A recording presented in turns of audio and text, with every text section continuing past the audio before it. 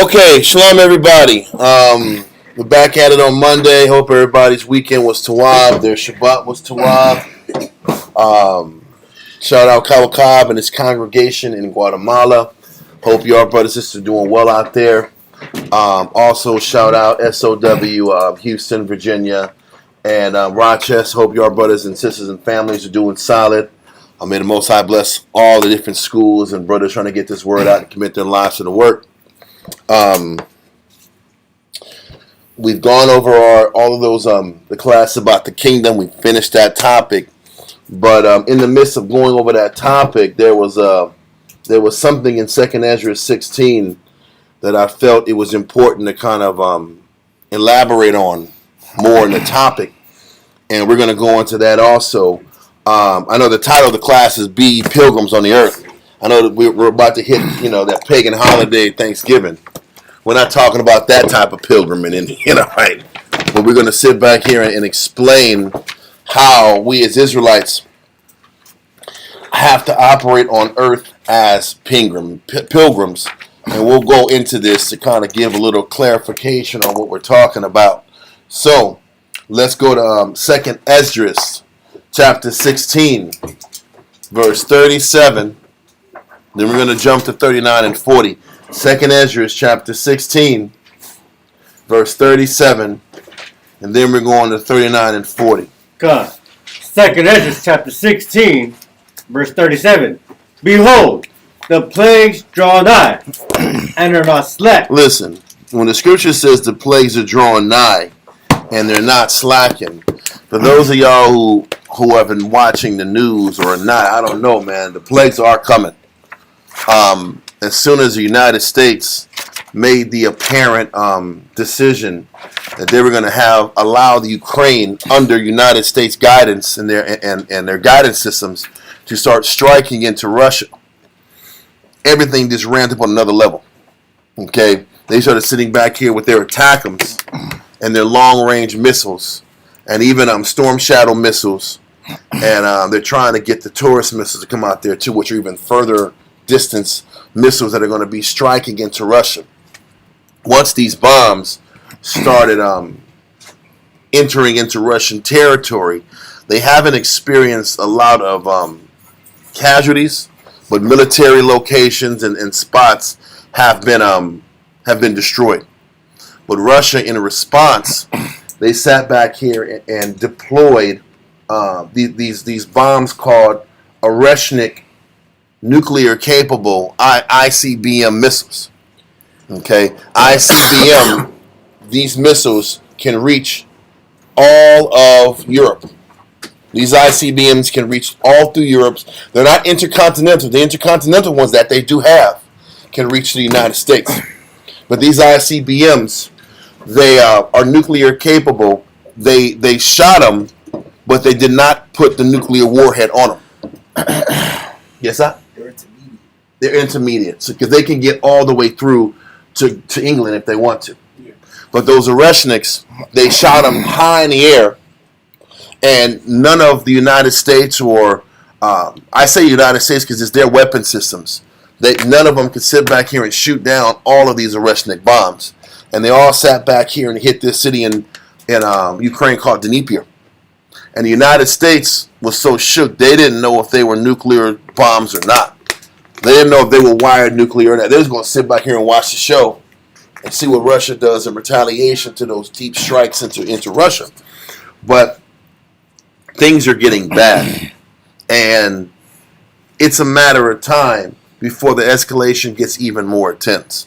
Russia's already made it clear, listen, we can sit back here and drop this on you guys whenever we want, and there's nothing you guys can do about it. There's no military defense that can stop these ICBM bombs. Over different classes ago, I showed it to y'all online. I'm going to try to put it on there, because I think I'm pretty sure I have the ICBM on record.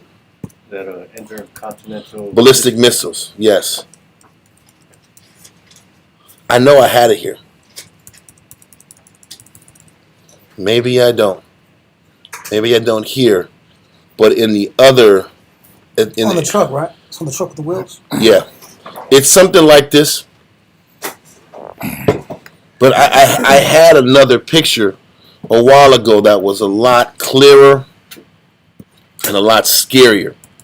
They were these huge bulky circular joints that once they hit their target, that's the one I was talking about. If you can try to what do you call it? Share it to the computer. The Satan 2. Well, not that one. It's not the Satan 2. Well, don't worry about it.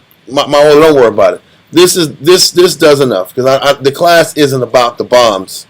It's not about that necessarily. What it's about is read verse 37 again. 2nd Ezra 16 and 37. Behold, the plagues draw nigh, and are not slack. Listen, we're getting closer and closer to thermonuclear destruction.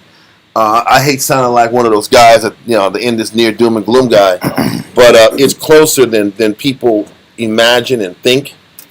And I don't know if you guys heard it today. Europe is saying, listen, if Trump sits back here and pulls out military assistance, France, Britain, and Germany, we're going to war. We're going boots on the ground in Ukraine. That's even a greater escalation of World War III. Boots on ground. We're going to sit back here, mano with mano, people against people. That's going to ramp things up even more. What they're doing, then they're saying NATO's coming out and saying, yeah, all of Europe's going to come against these guys, and we have to stop playing defensive and operate more offensive. So what they're saying is, listen, even NATO is talking about the reality of we're going to all in Europe go to war to stop this threat. And we know Russia wasn't really the initiators, they were. But the way the propaganda is pushing, all of Europe has to come together against Russia. And once that begins, it's a matter of time before the United States gets dragged in. It's one false flag, one explosion of a United States facility, and everybody's in. It doesn't take a lot. No. Why am I saying this? He says the plagues are drawing nigh and are not slacking, meaning the time it's happening might come off like it's slow, but it's progressively ramping up. And nothing's going to stop this ramping up process, whether it's, listen, right after the election, for the whole 2 years of the war, they said we're not going to sit back here and send these long-range missiles. As soon as they realize Trump won, we're going to send these long-range missiles. We're going to keep this party running regardless of who's the president. So regardless of who's president, regardless of who's vice president, VP, and officer of this and officer of that, this train is going. And there's nothing to stop that. Now jump to verse 39. Verse 39. Even so shall not the plagues be slack to come upon the earth. The plagues that come upon the earth. What's the greatest plague that comes upon the earth? Nuclear destruction. The plagues are happening, the sicknesses, the pestilence, the famines. All of this is in the stages of happening. Read verse 39 again. 39 from the top. Even so shall not the plagues be slack to come upon the earth, and the world shall mourn, and sorrow shall come upon it on every side. Sorrows are on the way, and they're coming on every side. Now, we went over this class maybe like 4 weeks ago, but we stopped at this verse. But going forward in the topic, and there's 30 more verses in this chapter. So going into chapter 40 kind of re-summarizes things and takes a step back from the actual fighting and the prophecy of war, and it makes it now Ezra is going back into making everything we read from verse 1 to verse 39 a lesson. There is a lesson to all this. There's lessons, there's warnings, there are reminders of how we have to act, knowing this imminent destruction is on the way. Read on. Verse 40. O my people, hear my word. Make you ready to the battle. He says, make yourself ready for when this battle starts to arise. Make yourself ready for when all hell starts to break loose, because it's about to happen. Read on. And in those evils, be even as pilgrims upon the earth. It says, in those evils, in this living, in this existing leading up to the thermonuclear destruction, in your existence leading up to all hell breaking loose, he says we must operate like pilgrims on the earth. Pilgrims in the earth. Okay? And when we sit back here and understand the definition of a pilgrim, the way Ezra is talking about, a pilgrim is one that only has a temporary residence in the earth. That's what a pilgrim was. A pilgrim was a person that wasn't completely invested. I'm talking about a spiritual pilgrim, not the pilgrim that's portrayed with the white and black and was massacring Native Americans. We're talking about a real spiritual pilgrim whose life wasn't about where he was at and what he was doing on his in his literal physical journey, and it was more about the decisions that he or she makes while being in earth that directly opens up your opportunity to get to the kingdom. Because that's what this has been about. That's what this is always about. Get Josephus ready. We're going to need that. I don't know why I didn't bring that out earlier. Let me see. Can you my Josephus from the office, please, sir? But read verse 40 again. Cause 2nd Ezra 16 and 40. O my people, hear my word.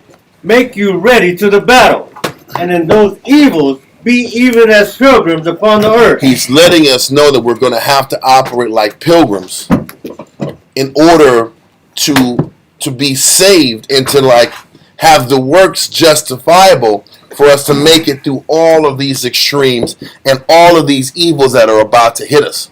We're going to have to live a certain way, think a certain way, operate in a certain way for the Most High to wink at our offenses and give us the kingdom so we can escape this thermonuclear destruction. Okay, and once again, that pilgrim is, in the scripture, thank you, sir, one that has only a temporary residence on the earth. He's not building roofs. He's not sitting back here and building his life to get comfortable in this place or to find happiness in this place. Okay? Go to Hebrews chapter 11, verse 8 through 16. Hebrews chapter 11, verse 8 through 16. And we're going to go into the story of Abraham to give us better clarification of what and who a pilgrim is and what a pilgrim's life was all about. Okay? Come. Hebrews 11. 8 verse through 16. Come. Hebrews chapter 11 and verse 8 reads, by faith, Abraham, when he was called to go out into a place which he should after receive for an inheritance, obeyed. Hold on. It said, we're going to read from verse 8 to verse 10 initially. And I'm just trying to get this Zoom in place. I didn't set that up today, Salakia. Okay, so read that again, verse 8. Hebrews chapter 11, verse 8 from the top reads, by faith, Abraham, when he was called to go out into a place which he should after receive for an inheritance, obeyed. And he went out, not knowing whither he went. So he says Abraham was given an order to leave his comfortable residence, his comfortable home, the place where he decided to place roots and get himself situated. Okay? And was told to leave that area and go to a place that hasn't been discovered and it's going to be a future habitation for you. But let's get this clear. Where did he start? Where did Abraham start? In the land of Ur. He started in the land of Ur, and he left Ur, and he went to where? He went to Haran in Syria. That was going to be the place where he resided at and was comfortable and made his money. All of his family left Ur of Chaldea and went up to Haran. Can you change that out real quick for me, man? Yeah. And put more in there. And went to Ur of Chaldea. And that was where he left. He left Ur, and he had money in Ur, in Chaldea. He went to Syria and was comfortable there. So let's keep going. Come, verse 9. By faith he sojourned in the land of promise, as in a strange country, dwelling in tabernacles with Isaac and Jacob. So listen, read on. The heirs with him of the same promise. He left comfort and security. We're going to look at it online. If you look at it online, if you go online and check it out, Haran is actually slightly northern from Syria. It's the northern part of Syria. Is actually close to the Hittite Empire. It's actually above ancient Assyria in where the map is. Haran was where Abraham and his entire family were residing. They had money. They were secure. Their life was secure. He didn't sit back here and leave Haran and Syria broke. He already had something. So the Most High is like, listen, leave your comfort, leave where you have a permanent residence in, and then live in tabernacles for the rest of your life. Live in tents for the rest of your life. Go from place to place. Listen, why is this important also? Because Canaan was the most reckless of the regions in the world. He left Babylon. Babylon was the most cultured and educated in the world. Egypt was second. All the thugs and killers was in Canaan. All the Mrs. Steal Your Girls was in Canaan. They were all killers and murderers in that country.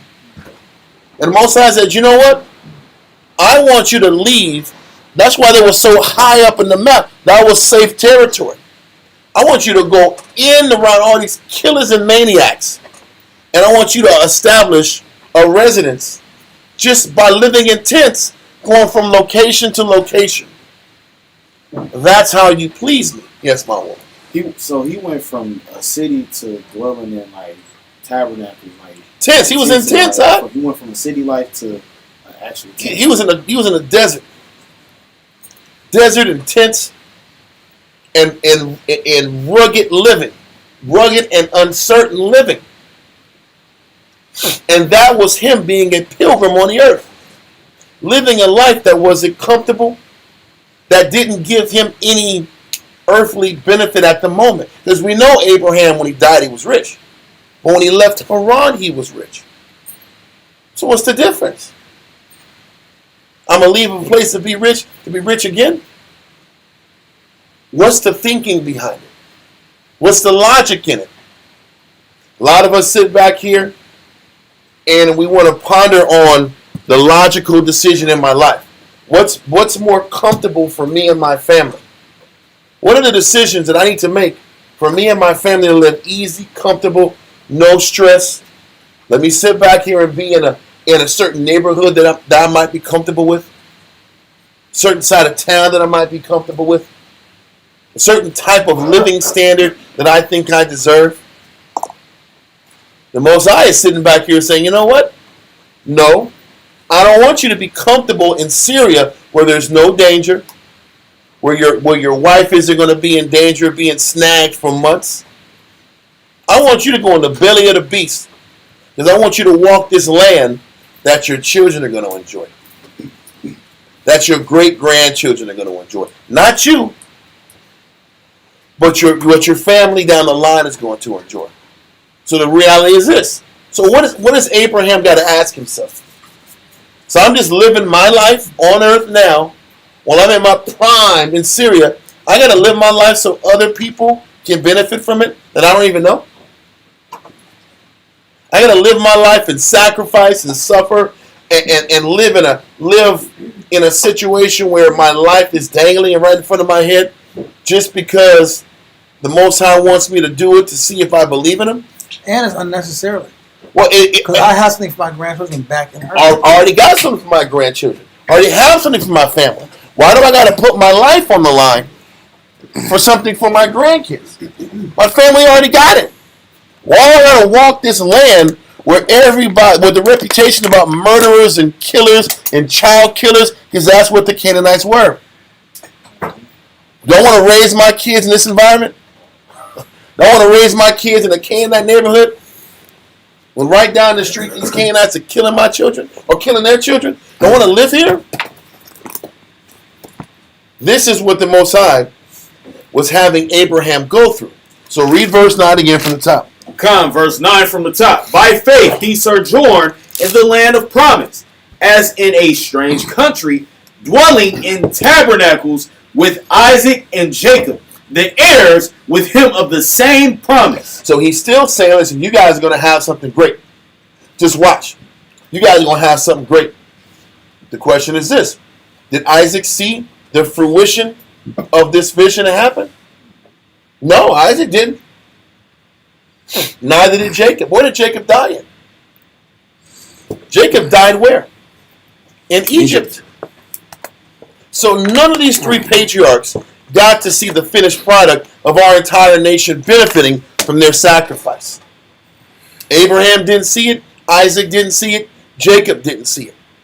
So from a carnal perspective, they just spin their wheels and died. What did they get out of their sacrifice? What tangible did they get? The only tangible thing they got were the spiritual lessons that they learned. It's not like Abraham could spend the money he had. He already had it.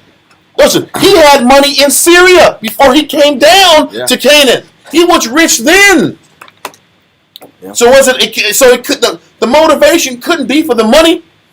He already had money.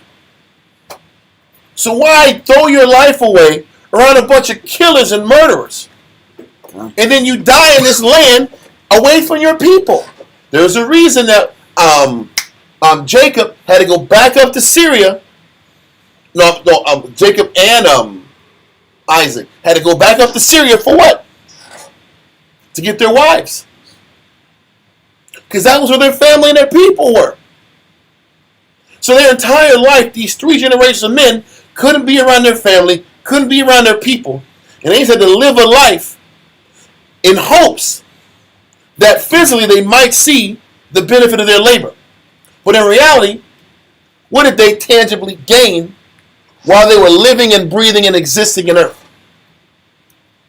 They learned faith, mercy, long-suffering, patience, discipline, all the fruits of the Spirit. That's what Abraham, Isaac, and Jacob gave themselves to as being pilgrims on earth.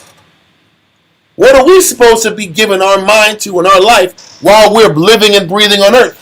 Should we be focusing on what we have or have not? The homes we have, the homes we don't have, the homes we think we should have? The position in the life that we think we should have? Or should we learn how to operate like Abraham? And learn how to be pilgrims in the land that the Most High puts you in? Now, hold that. Do you finish verse 9? Come. We'll go back to it. Go to Genesis chapter 11 and verse 27.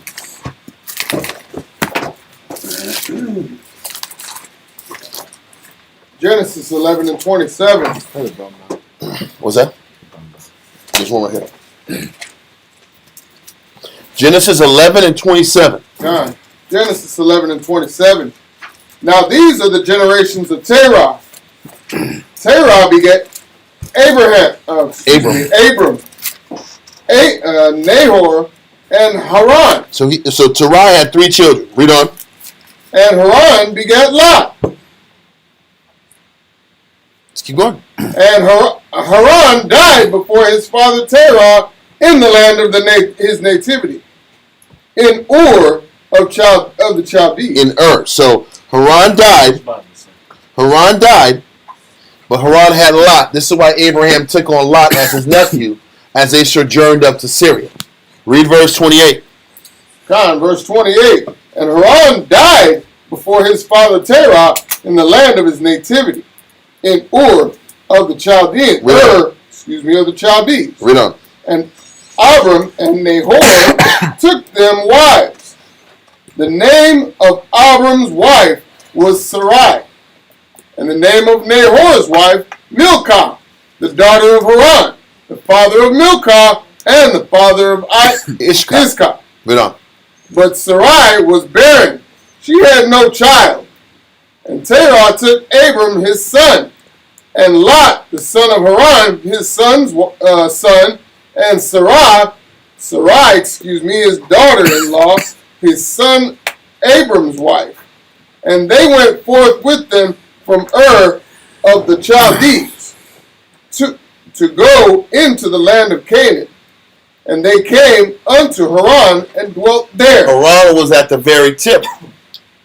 Haran was at the very tip, and his entire family, his entire family of Hebrews left Ur and made their pilgrimage up to Haran, and that's what the picture shows. And that's at the very tip. And you can sit back and look at the map of Canaan. That was on the outskirts of Canaan. That wasn't in the heart of the country of Canaan. It was outside of it. So on their way to Canaan, they just stopped at Haran. Because when you go throughout Genesis, Canaan was known for being a barbarous country that nobody really wanted parts of unless you were Canaanite. Continue. Con, verse 32. And the days of Terah were 205 years, and Terah died in Haran. Continue. Now the Lord had said unto Abram, Get thee out of thy country, and from thy kindred, and from thy father's house, unto a land that I will show thee. And I will make of thee a great nation, and I will bless thee, and make thy name great, and thou shalt be a blessing. And I will bless them that bless thee, and curse them that curseth thee. And in thee shall all families of the earth be blessed. So Abram departed, as the Lord had spoken unto him, and Lot went with him. And Abram was 75 years old when he departed out of Haran. So he was at a good ripe age where he could have just sat back here and he was 75 years old. He was good. You going to start your life over at that age? You're going to start your life over at 75 and travel a country of a bunch of weirdos and bandits? There's no logic there. This is the point I'm bringing out. There's no logic. It's not wisdom. It's not smart. Why put yourself on the line like that? Especially with this information. Hold this. Or let this in Genesis go and go to Josephus. Book 1, chapter 7. Book 1, chapter 7, paragraph 4.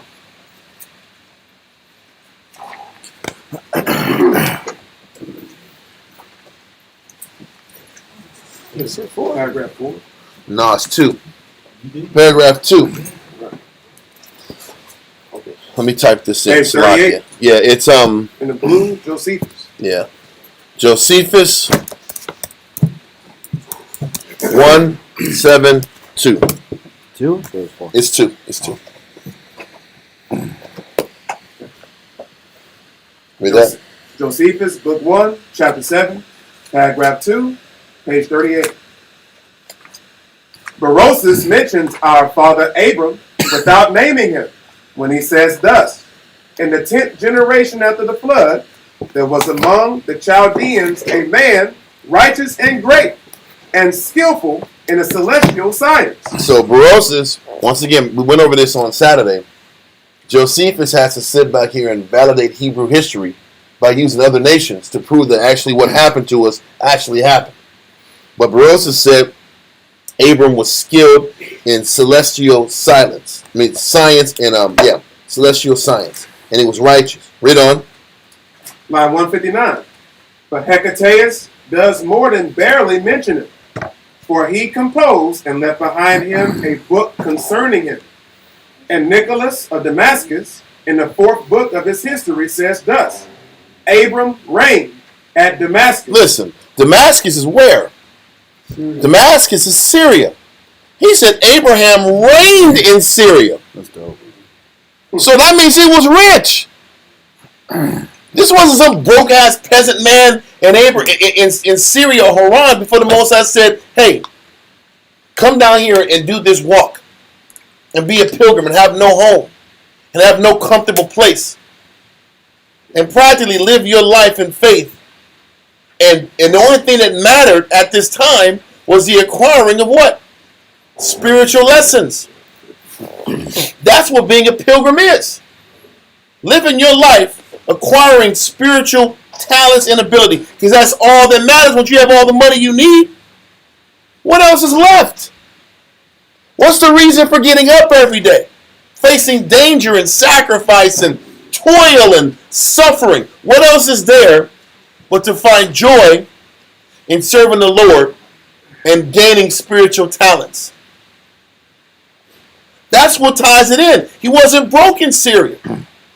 Because you would think, when the Most High was talking to him, he going to make you a great nation and make you blessed and powerful. He was already blessed and powerful.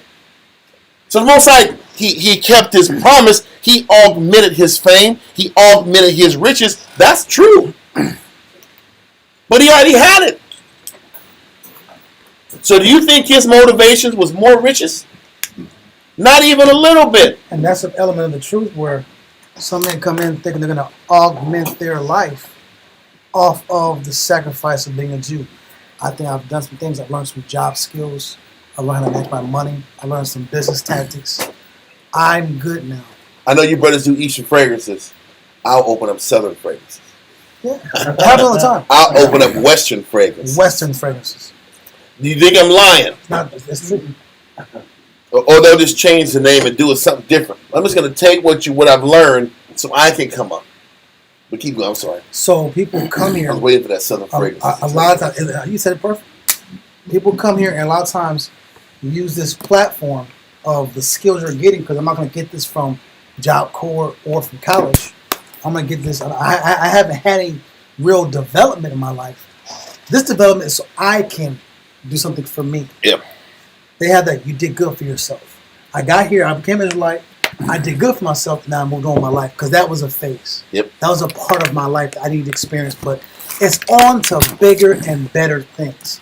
That's that mercenary mentality or that hireling mentality that exists in Israel, where they look at this environment for their physical, fleshly, carnal benefit. And for it's a stepping stone. It's a stepping Israel stone. looks at the work as a stepping stone. Like it's the military of Esau. But when great men in the Bible, people who actually get something out of the Bible, their reasons are different than that. Their reasons, we should be here to gather spiritual talents and abilities. That's the pilgrim lifestyle that Ezra is talking about. If you want to sit back and escape these plagues, you better learn how to live like a pilgrim. Like Abraham is showing us. He had money. He had riches. He reigned. When it says reigned, that means he was what? He had significant influence in Syria. And respect. And respect already. He gained respect in Chaldea. He was already a made man there. His entire family went up to Syria. He was the Don there. Because listen, his father died. Who was running the entire family after his father died? It was Abram. He was the head of the family. They were obviously connected to him. What's my point? He had power, influence, money, and resources, and none of that mattered. The only thing that mattered was serving the Most High and gaining spiritual talents and sitting back here and living your life for a greater purpose. So that at the end, he will gain his reward and not make it about his reward while he's living and breathing on earth. Yeah, Mike, because this is the issue. People have I can do well without the Most High mentality. Abram could do well in the land of Ur without needing the Heavenly Father. I don't need to submit to do okay. I don't need this to do okay. By leaving that safety net, now you have to lean on the Heavenly Father to do all right, to suffice yourself.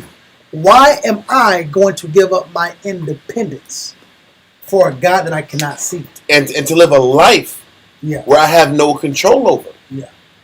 Serving the Most High is living a life of no control. And just learning how to be appreciative for whatever the Most High gives you. That's the challenge. The challenge is you live your life in the world, you do what you want to do, and this transcends the law. We can follow the law, and that's great. But truly connected to the Most High is putting your life in His hands, where you're living and breathing every day based upon what the Most High gives you. Christ goes into that, and we'll explain that later. Versus you having control to manipulate and do things how you want to do it. That's another level of service that goes beyond just following the commandments. Come on, let's call it self-determination. I manipulate the circumstances. I choose the cards. Based off my wisdom and my thinking, I can create the things that I want in my life. This is what Abraham gave up. Listen, he obviously had the intelligence to get to the point where he could reign in Haran now. He had the power, the intelligence, the resources. Now he has to let all that go and just follow. And be subject to the whims and the ups and the downs and the highs and the lows that serving the Most High offers you. Yes? And for us, it's I'm getting older. Why am I busting my car? Well, that's one of them. Or I'm sitting back here. I've been a good wife for my husband for years, and I still don't have the things that I want. This goes both ways. I've given my life to the truth, and what do I have to show for it? That's a real thing. I have given my life for 5, 10, 15, 20 years. I've been hearing that statement since when I was 18 and 19. I've given my life for 5 or 10, 20 years. What do I have to show for it? And that thought and that negative thinking ends up taking a person to quitting, leaving, negativity, and that's the truth.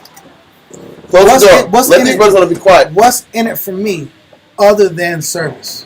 Son, because that's ultimately what everybody is asking. It's always, sir, it's always more. It's always what you want or what you need or what you want that I haven't provided to you yet.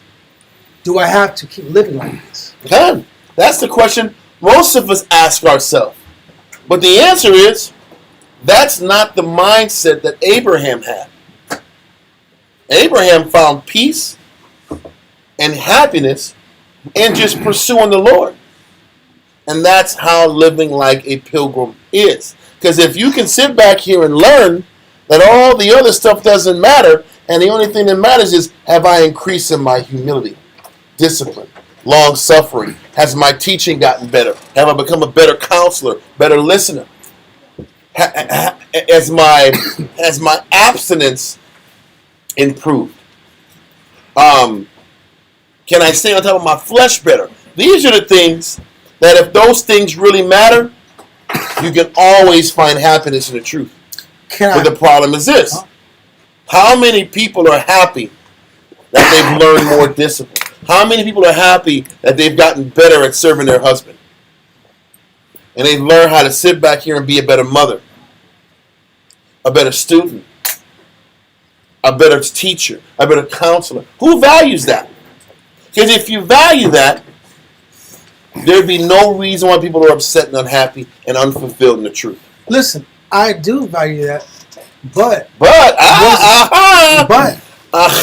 somebody says I don't value that. Nobody says I don't value that. People say I value that, but. And that's where the I got you. Yeah. Because that's the only thing that mattered to Abraham. The only thing that mattered to Abraham was the pursuit of spiritual goals. What was you going to say? No, I just said and Solomon. Well, for a while. Oh, yeah. He's on his damn mind. Yeah. But Zidonian. Zidonian incense. Let me stop. Jews in their head out. Yeah. I'm Zidonian. I said, oh. Don't go to that temple. Do not go to that temple. You don't want to be here. Get out of there. You don't want to part of That's the best thing. Yeah, let me stop. Don't go There's there. nothing wrong with it. Exactly. For those of y'all who know, you know, man. But the idea of being a pilgrim is about, you know what? I'm going to forfeit everything that might bring me comfort and just be comfortable living a life that's about building your spirit up. Because what other currency do we have when these plagues come? What is our currency when bombs are in the air and they're coming down? What you did? Your money? No. The fancy house you got?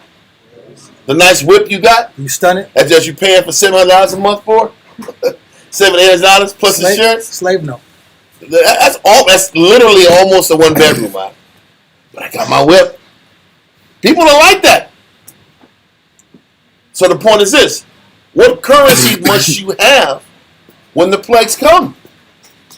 This is what Ezra is saying. These plagues are not slacking. You got to be like a pilgrim on earth to withstand these plagues. What currency do you have? What is your currency? But if all we got is the Most High in Christ, what about the Most High in Christ do I have? Have I learned faith? Have I grown in faith? Have I abounded in long suffering? Have I abounded in mercy? These are the things you can improve in once you get past the burden of your living conditions. And you let go of the idea of what you think you should have in your life. How can you really zone in on the spiritual work you gotta zone in when you're plagued with stressing about money, when you're plagued with being angry about your life, when you're plagued with being angry about the condition that your years in the truth has produced? These are the things, like Christ says, chokes the word.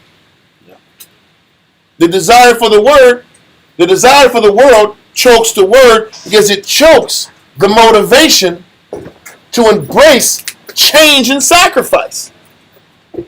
It kills that spirit to take the work the right way and to embrace the work the right way. That's what kills in a person's spirit. How can you sit back here and find happiness in long suffering and be a better listener and be a better counselor when you're dreading why I got to keep losing money and suffering and my bills are up to here and I'm driving a jacked up whip and I got to keep fixing this and keep fixing this and keep suffering here? It's hard to zero in on what the body needs when I keep stressing out about what I've given up. Is what I'm saying making sense? Or Because, well, listen, I'm not sitting back here and saying, yeah, dog, it's cool to be a bum and have nothing. Live in a tent in the woods and Christ coming back. I'm not saying that. What I'm saying is we have to have the capacity to work hard, do the best we can in our condition, while accepting what the Most High got me going through and making my focus and intention on building my spirit up. Because this is what the journey that Abram had to go through in the entire land of Canaan was about. He had to learn faith, patience. When he went to Egypt and they took his woman, what do you have to learn? You had to pray to the Lord and trust everything's going to be okay. You had to have a good outlook. When these guys, it was him and Abimelech, which was the king of Canaan. Why didn't you tell me this was your wife? Because y'all dudes kill husbands. Yeah. And take their women. This is why I didn't say this. Oh, okay. You see, how did you tell me you was married? Because you would have probably killed me. Yep. This is the city I'm in that the Lord told me to go through. Right? Gone. And these are parts of the countless battles that Abram had to go through. He's like, man, if I was in Syria, I wouldn't have to worry about this stuff. Why am I going out here and risking my life and being uncomfortable and living in these crazy tents when I could be in the lap of luxury and just living, farming my animals and not having to deal with this stress? Because isn't that the thinking that we have in the truth? Yeah. I can just get a job, be to myself, not worry about nothing, and not worry about these hard-headed Israelites every day and they're depending on Jake if they want to go to work today or not. Isn't it the same dynamic? I'd rather sit back here and be at the house, do me. I can control my arena and not have to worry about these variables every day serving the Lord's people. That's what being a pilgrim is. Having to rely on what the Most High is putting you through and His mercy and grace versus you sitting back here and being comfortable and controlling your environment. Somebody had their hand up? Somebody? Okay, I thought somebody had their hand up. Okay, so continuing Josephus. Come at the end of line 159. Abram reigned at Damascus, being a foreigner, who came with an army out of the land above Babylon. Listen, he came with an army out of Chaldeans, huh? This dude rolled deep. His whole family had things. He He had an army, which means what? All of his vast wealth was protected. His wealth was protected. His sheep were protected. His goats and his cows were protected. Listen, we read about Abraham sitting back here and going to war in different chapters too. So he had an army. He was good. There was no need to stick his neck out in these foreign countries. His comfort and security was in Syria. But this is what being a pilgrim is about. Can you sit back here and leave your comfort and security and follow the Most High and be uncomfortable and live hand to mouth with the Most High and be happy with it? And as you learn to live hand to mouth, can you learn patience, faith, humility, long suffering, discipline, trust? Without complaint. That's the only way you're going to get the lessons necessary for what? When these plagues come. You got to have some currency to give the Lord, to show the Lord, hey, I gave this up. I put you first here. I learned this, I learned that. I gave this up. I sacrificed this. I put you first here. Those are the riches we're supposed to be building. Not our riches, not the things we want. So we might not have the car we want, the house we want, the conditions of life that we might desire. But what do you have in exchange for what you've given up? You're supposed to have these spiritual lessons that you've learned and committed to and put first as your priority over your personal life pursuits. That's the power of Christ. That's the power of serving the Most High that most of us never learn because we're stuck in commandments land and never learn how to lose anything for the people. I know a lot of people that got a bunch of know the law but don't give nothing to their people and don't lose nothing for their brother and their sister. And then when they got to sit back and lose for their people, then it's back to the commandments. All right, that's cool. But you're not going to really learn what this is about.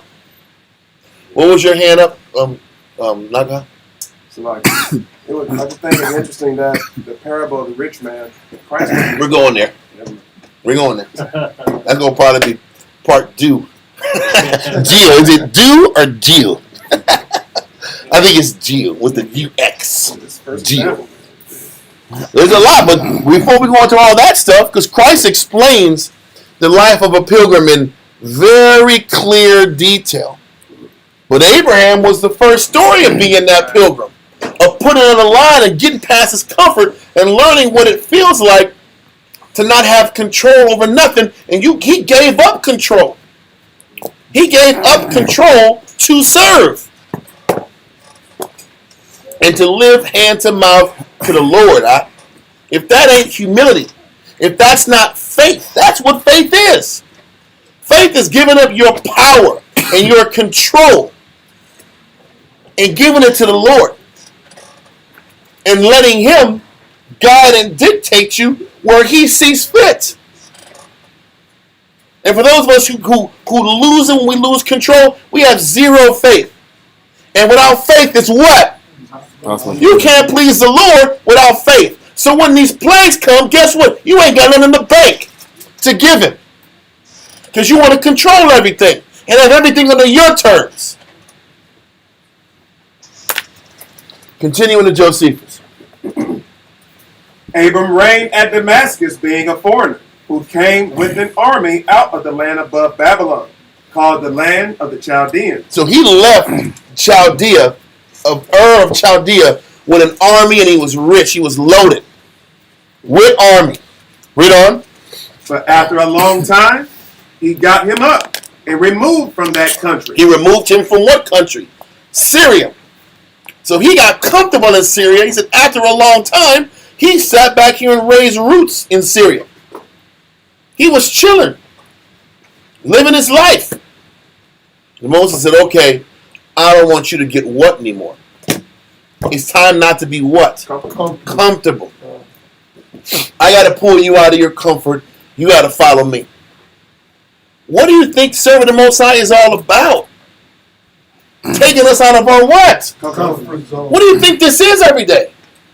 Yeah. You have to learn to be uncomfortable. That's how you have to follow him. You can't follow him being what? Comfortable. A word synonymous to being comfortable is having control over everything around you. How can you follow Christ and have control over everything around you? It is impossible. Because following Christ is about losing control. And to be specific, purposely giving it up. That's what real faith is. I have power, and I put the power down, and I serve the Most High. The problem with Israel don't have shit. And it's easy to follow the Most High. Problem with Israel, you give Israel a little something, they have a little something, now they got their control that they want, then they leave. I never then had they call their shots. Come on. That's what Dawiyah was explaining. Israel has nothing, so they got nothing to lose. They'll do this serving the Most High things. I don't got shit anyway. And then when Israel builds them up, now they have an opinion. Now they can't be told nothing no more. Now they have control, something they've never had before in their life. Then they go run to keep their control and maintain their control. That's Jake. So you don't really know if a man is going to be into this for the long run, and this is a lesson for sisters. You don't know if the man that you like is really about the Most High until he's had something and he's given it up for this. You don't know. And if a woman too, you don't really know what she's about unless she's had something and she chose to give it up to serve. You have a better chance of it working out if that man or that woman served. And serving ain't just working a job, and serving ain't just having a woman having sex with you. That ain't serving. That ain't serving. And if it's about having a job, you at least still getting money, so you don't know then if a person is real or not. That ain't losing. If he was jobless at the damn house, eating chips and crackers up, and drinking soda pop, and you get a job, that ain't sacrifice, that's a win. Sit back here and log in years and lose opportunities, then we'll see if you're really about this.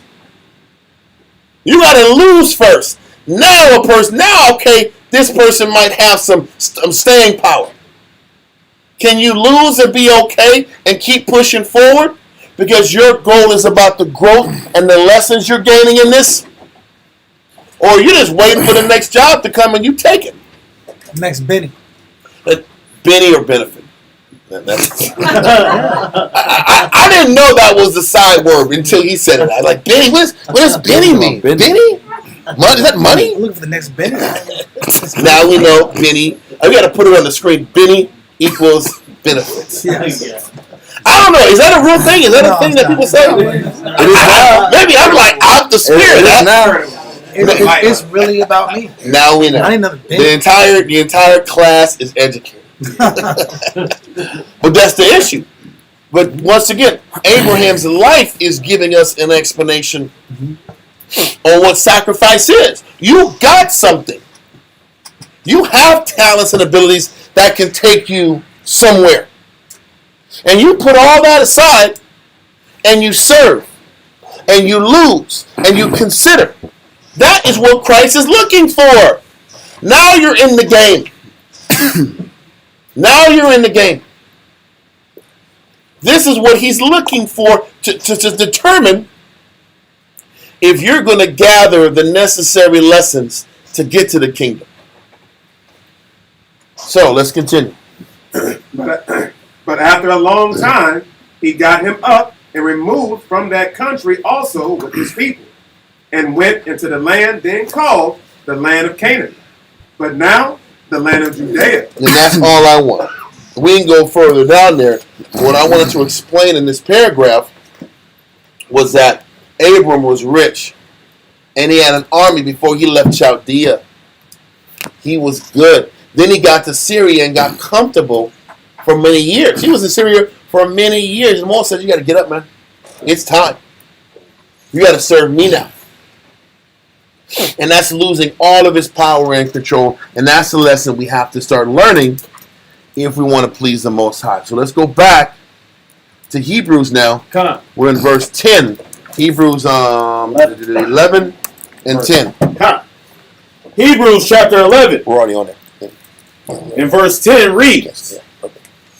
No, yeah, it is. Yeah. Read that, sir. For he looketh for a city which have foundations, whose builder and maker is the Most High. He left his riches and power and influence and gave that up to look for the Most High's building. This is what we should be focused on. And not focus on the type of house we have, or the type of car we have, or the type of living conditions we have, or the type of living circumstances we have. That doesn't matter. Now, anybody that knows us knows damn well we're not teaching about being some broke, having nothing people either. We're about working hard and dedicating and having something, but there you have to have the capability to have the work ethic like you're pushing for the best, but have the mindset that the only thing that matters is pursuing these spiritual goals. You got to have both. A lot of us, if we're about working hard, we're only going to work to our tip-top effort if we get money out the deal. And we sit back here and get the control we want. That's how we think. If I'm going to work hard, it's about me getting me. Or the other person, if it's just about the spirit, I'm lazy as hell. Because that's the Jew also. The Jew also, I'll talk about the white man on the internet in my mama's basement. Mom! Meatloaf! What is she doing back there? I don't know whatever she's doing in the kitchen, man. I just get meals now. I just get meatloaf. I don't know what she's doing over there. I'm busy talking about the white man's the devil that the Bible speaks of. That's what we are too. We'll sit back here and be lazy as hell, cutting these off, or we'll work hard so we can come up and make our money. Those are two extreme sides.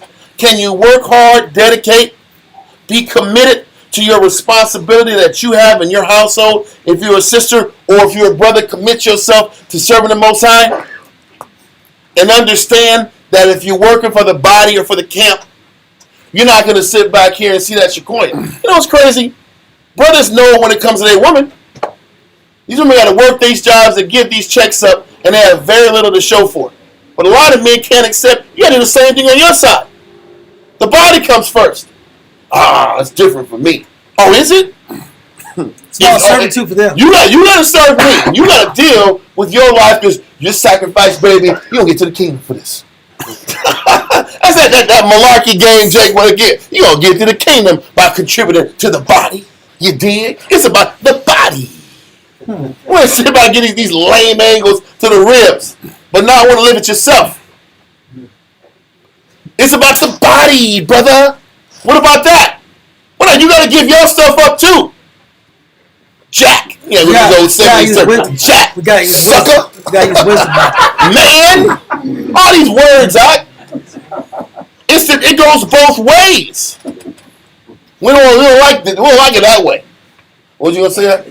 No, I'm agreeing because people use that as if you have to live the same caliber of sacrifice as the people under you, then that's a good leader.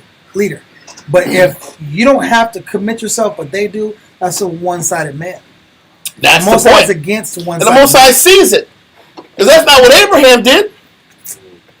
He put all his stuff on the line in the back burner to just walk. It ain't like Abraham went in here and he killed King Abimelech. Did he go to war with King Abimelech and take the kingdom? Did he? Did he go to war with the king of Egypt? He just walked these lands and put it in a line and had to learn patience. And then you're sitting back here, you're in Canaan, and you're told you got to kill your only son, who was of excellent character and spirit. Everything, that whole walk was made to teach him how to believe and trust in the Heavenly Father. I'm going to say it again. His entire life, from 75 years old on, was to teach him how to learn how to follow the Most High and trust the Most High and put His ways first. And that's what it was for. What is our life about? What is our 50, 60 years on planet Earth, or 20, 30 years in the truth? What was it all about? What does it all mean? It was so that we can learn how to follow and trust the Heavenly Father and rescind and give up our power and control so He comes first and we can learn to appreciate the lessons that come from behind that. Was it about the promise of the nation of Israel getting all the glory? Yeah. But it was also about the lesson that the individual had to learn. We're all doing this to get to the kingdom, right? Huh. But while you're here on earth, what is it all about? The lessons you learn, the humility you have to tap into. I got to go in a book to learn outlook, trust. I got to control my anger. I got to control my pride. I got to control my lust. I got to learn how to talk. I got to communicate. I don't like to talk. I don't like to communicate. I don't like to share. I don't like to be uncomfortable. That's why there's a goddamn brother's house here. I don't like it. I got to sit back and listen. I got to deal with people that are looking at me all crazy. And I can't get crazy with them. I got to read scriptures and pray on it. All these things we're explaining is what we experience. I don't like coming out of myself, but I got to come out of myself and share to people. I don't like doing that. I don't trust people. I mean, just I've heard I don't have girlfriends. What the hell? Con. Now what? You still got to have girlfriends? You have to have sisters. I don't like sharing with sisters. Well, guess what? I don't know what to tell you. You ain't gonna be talking to a bunch of NIGGAS at the school all day long to talk. It ain't gonna happen. So you want to come out yourself. So our entire path in life, our reason for existence is the spiritual lessons the Most High has in front of us, not the carnal pursuits that make us smile. You see the different lens we have to switch off in order for us to avoid the plagues? Okay, give me verse 10 again. Verse 10 from the top. For he looked for a city which had foundations, whose builder and maker is the Most High. He looked for a city that had foundations. Were there any physical foundations out there? You won't say, I'm going to build, this whole area that you're going to walk is going to be your family's. Was he looking for physical foundations, or he was looking for the spiritual foundations? And if he thought he was looking for physical foundations, he soon realized it was about the spiritual foundations. If he thought that it was about looking for some structures, the answer was there was spiritual building that had to be done in him. Just like all of us are in the truth to get spiritually built up in preparation for the wedding that Christ has with his people. That's what the purpose of us operating on earth is. On top of us giving the best we can and doing the best we can to sustain ourselves and do our jobs on earth. We have to change our perspective if we want to gain and learn these lessons quicker. Continue. Verse 11. Through faith, also Sarah herself received strength, conceived seed, and was delivered of a child when she was past age, because she judged him faithful who had promised. Sarah maintained her outlook despite her being barren since the time of Chaldea. He couldn't have kids with her. And she still maintained the trust and outlook that the Most High will come through for her. These lessons about trust and outlook and faith and following isn't just for men, it's about women. Sisters got to sit back here and make it not about just some man. This is why the Most High don't be giving sisters men quick, because they ain't about just the dude. If he loves you, he going to make you wait so you can learn what this is really about. If you're really meant to be here, then make it about the spiritual lessons in these scriptures and learn to cleave to him versus chasing the dude. And that's the truth. The same reason why the Most High don't give men just a wife quick. You got to get in this school and learn and study and make it about those lessons. And make that your heart what you truly value. And when that's what you truly value, then you'll get what you need. Not what you want, what you need. Let's continue. Verse 12. Therefore sprang there even of one, and him as good as dead. So many as the stars of the sky in multitude, and as the sand which is by the seashore innumerable. So we said from the birth of one child, open the door for millions of children that we're going to have an opportunity to build a relationship with the Most High in Christ. Continue. Verse 13. These all died in faith, not having received the promises. They didn't receive the what? Promises. The physical, tangible thing they thought was coming their way. The truth is this. We might sit back here and die before the bombs drop. Listen, I'm never going to forget this. When 2000 hit and the Jew was sitting back here emptying bank accounts and bracing for 2000 for Y2K out, you wouldn't believe how many Israelites stopped serving the Most High after the year 2000. I'm dead ass serious. A lot of Israelites just started living their life. What happened to the Jew? The Jew movement, that Jew movement took a hiatus for a little bit, because everybody was thinking it was going to be over in 2000.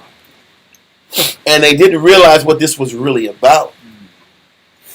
Each and every one of our walk was about the lessons. The lessons was the most valuable thing. What was the lesson? What was the faith I had to learn in this? What was the humility I had to learn? The discipline, the long suffering. That's what matters. The same thing that we hate, being in the truth. The thing I hear in counsel, why do I got to deal with this sister? Why do I got to deal with this brother? This brother's pissing me off. I don't want to be dealing with this person. The same things that vex us to the max is what you need to deal with to embrace the experience and to get the most out of your spiritual experience on earth. It's dealing with these problems, dealing with these issues, overcoming what's inside of you. That's what being a pilgrim is. If you're not sitting back here and you've been using your life and the work to sacrifice and commit, to serve, to extract all the spiritual lessons out of your life, and all you're doing is going to make money and keeping the laws and doing you and being about you. I keep going back. I'm not going to go into it right now, but there's a reason that this man said, Christ, what do I got to do to get to the kingdom? Christ said, listen, what does the law say? He said, I've been following the law since my youth. Why did he ask him that question in that way? Because he knew there was more to it than just following the law. He knew there was more to it than just following the law. And then he said, if you want to be perfect, give everything up you've got and come follow me. Because now you're what? Perfect. You're living by faith. Now your control is eliminated. Your desire for power and comfort is completely turned upside down. Now you got to follow. Because a lot of us can follow laws and maintain our control and be the king of our own castle and think the Spirit's with us. And it ain't. You ain't even learn the Spirit. You can't learn the Spirit until you have to learn how to follow. And that's the truth. And we're going to read all throughout the scriptures that explain the same thing. The ones who really understood how Christ ruled and operated had to give up their control and follow. Give up their power, maintain their spiritual integrity, obviously, and follow. Read on. Come, verse 13 from the top. Come, verse 13 from the top. These all died in faith, not having received the promises, but having seen them afar off, and were persuaded of them, and embraced them, and confessed that they were strangers and pilgrims on the earth. They accepted that they were strangers and pilgrims. Meaning, I'm not going to sit back here and get the tangible, physical reward, but I gain the spiritual reward. And that's all that matters. All that matters is obtaining the spiritual reward for your conduct. That's what the Most High gives to wisdom. He gives to wisdom all men what? Liberally. Liberally. As much as you want, you'll get. Isn't that what we're all supposed to be following for and pursuing? It's the pursuit of wisdom. The only thing that matters are the lessons you learn. The lessons that bring you closer to Christ. That's all that matters. Everything else is ice, is cake. It's icing on the cake. If we get to the kingdom right now before we pass, cool. But what should matter are the fruits of the Spirit that we've acquired. That's being a true pilgrim on earth. Let's read it again. Read verse 13. Come. These all died in faith, not having received the promises, but having seen them afar off, and were persuaded of them, and embraced them, and confessed that they were strangers and pilgrims on the earth. Listen, they confessed, they owned up to their life and accepted their life for what it was. They accepted their life for what it was. They knew they were pilgrims. They were on earth, but their actions weren't about the earth. Their heart wasn't here. Their mind was fixated on their growth, their spiritual growth. And this is what he's saying about being pilgrims. You're physically here going through the physical process of paying bills, being responsible, paying car notes, paying insurance, doing what a good American got to do. But you know what? This ain't where your heart is. What I really love and value are the lessons I'm getting. How I'm growing. My pursuit of growth. My pursuit of the fruits of the Spirit. That's what matters to me. Because if that's what mattered to you, you wouldn't be angry about your marriage. Angry about what you've done in the truth. What you've had to lose in the truth. What you've had to suffer in the truth. That stuff wouldn't matter if what you value are the fruits of the Spirit. And the lessons needed to get to the kingdom and be accepted and to avoid the plagues. You see how a lot of us haven't learned that yet? That it's really about the lessons. And it's not about the tangible things you have or do not have. Read on. Come, verse 14. For they that say such things declare plainly that they seek a country. For a person that says they're strangers and they're pilgrims, they're clearly stating that they're looking for something else. They're looking for a different place to habitate. Read on. Come, verse 15. And truly, if they had been mindful of that country from whence they came out, they might have had opportunity to return. So the saying is, if they were mindful of what they were giving up, maybe they would have never left. Or if they were mindful about the journey they had to follow and go through, maybe they would have never left if they would have known how much they had to sacrifice going forward. But how many of us, this verse is kind of the answer to people. There's a question people have asked me like, damn, nobody is prepared for what the journey they got to go through to serve the Most High. Nobody knows how much they got to give up, how much they got to suffer, how much they have to endure, how much the ups and downs that they have to be plagued with in pursuing the Most High. Because if they did, would they do it? Maybe not. Maybe not. So he's not giving you the answer to what you have to go through and suffer and commit and endure in serving him. He's just saying this is the path you got to walk, and you got to have faith in walking. And that, when a person who is acknowledging that they're seeking another country, they're also acknowledging that this life ain't for me. So whether I have a whole lot or a whole little, it doesn't matter. That doesn't change what I do every day for the Lord. It doesn't change my commitment and my focus and my drive and my motivation to do right by the Lord and to consider as much as I possibly can to get to the kingdom. Does everybody understand what I'm saying? Yeah. So when they're saying, read verse 14 again. Does everybody Me, agree with 15. Hell no. He's that silence. I mean, I don't want to hear this. I wish you were talking about the kingdom again, or what? I thought there was another week of the kingdom, and everything's going to be okay. We had those Star Wars endings, like where all the animals are dancing and laughing and stuff like that. I wish it was a class like this, or what? You mean back to 15 or 14? I want 14 again. Okay, come. For they that say such things declare plainly that they seek a country. So what they're saying is these people that were confessing that they were strangers and pilgrims, that means they accepted that this life they weren't going to see what they wanted and get what they wanted in their life. They knew what they gave up And they accepted the conditions of what they gave up. And they were content with dying as a stranger in a foreign country than going back home and being comfortable. How many of us are accepted with that lifestyle? That you're not going to have the house you want, not going to have the monetary success that you probably are capable of, probably not have the carnal comforts that you have the skills to bring forth. But you purposely gave it up to pursue spiritual talents in your life. Can you accept that? Because just because you're in the building doesn't mean you've accepted it and confessed it. A lot of people have served the Most High and said, people are like people in the damn Matrix. Remember that bald-headed dude that? He was out the Matrix and was vexed because he was out the Matrix. Who was that guy with the mustache and the bald head out? He said, hey, I know what you're thinking. You should have took the blue pill. Like, I didn't even think that. I didn't even say that. You said that. There's always a person in this life thinking that.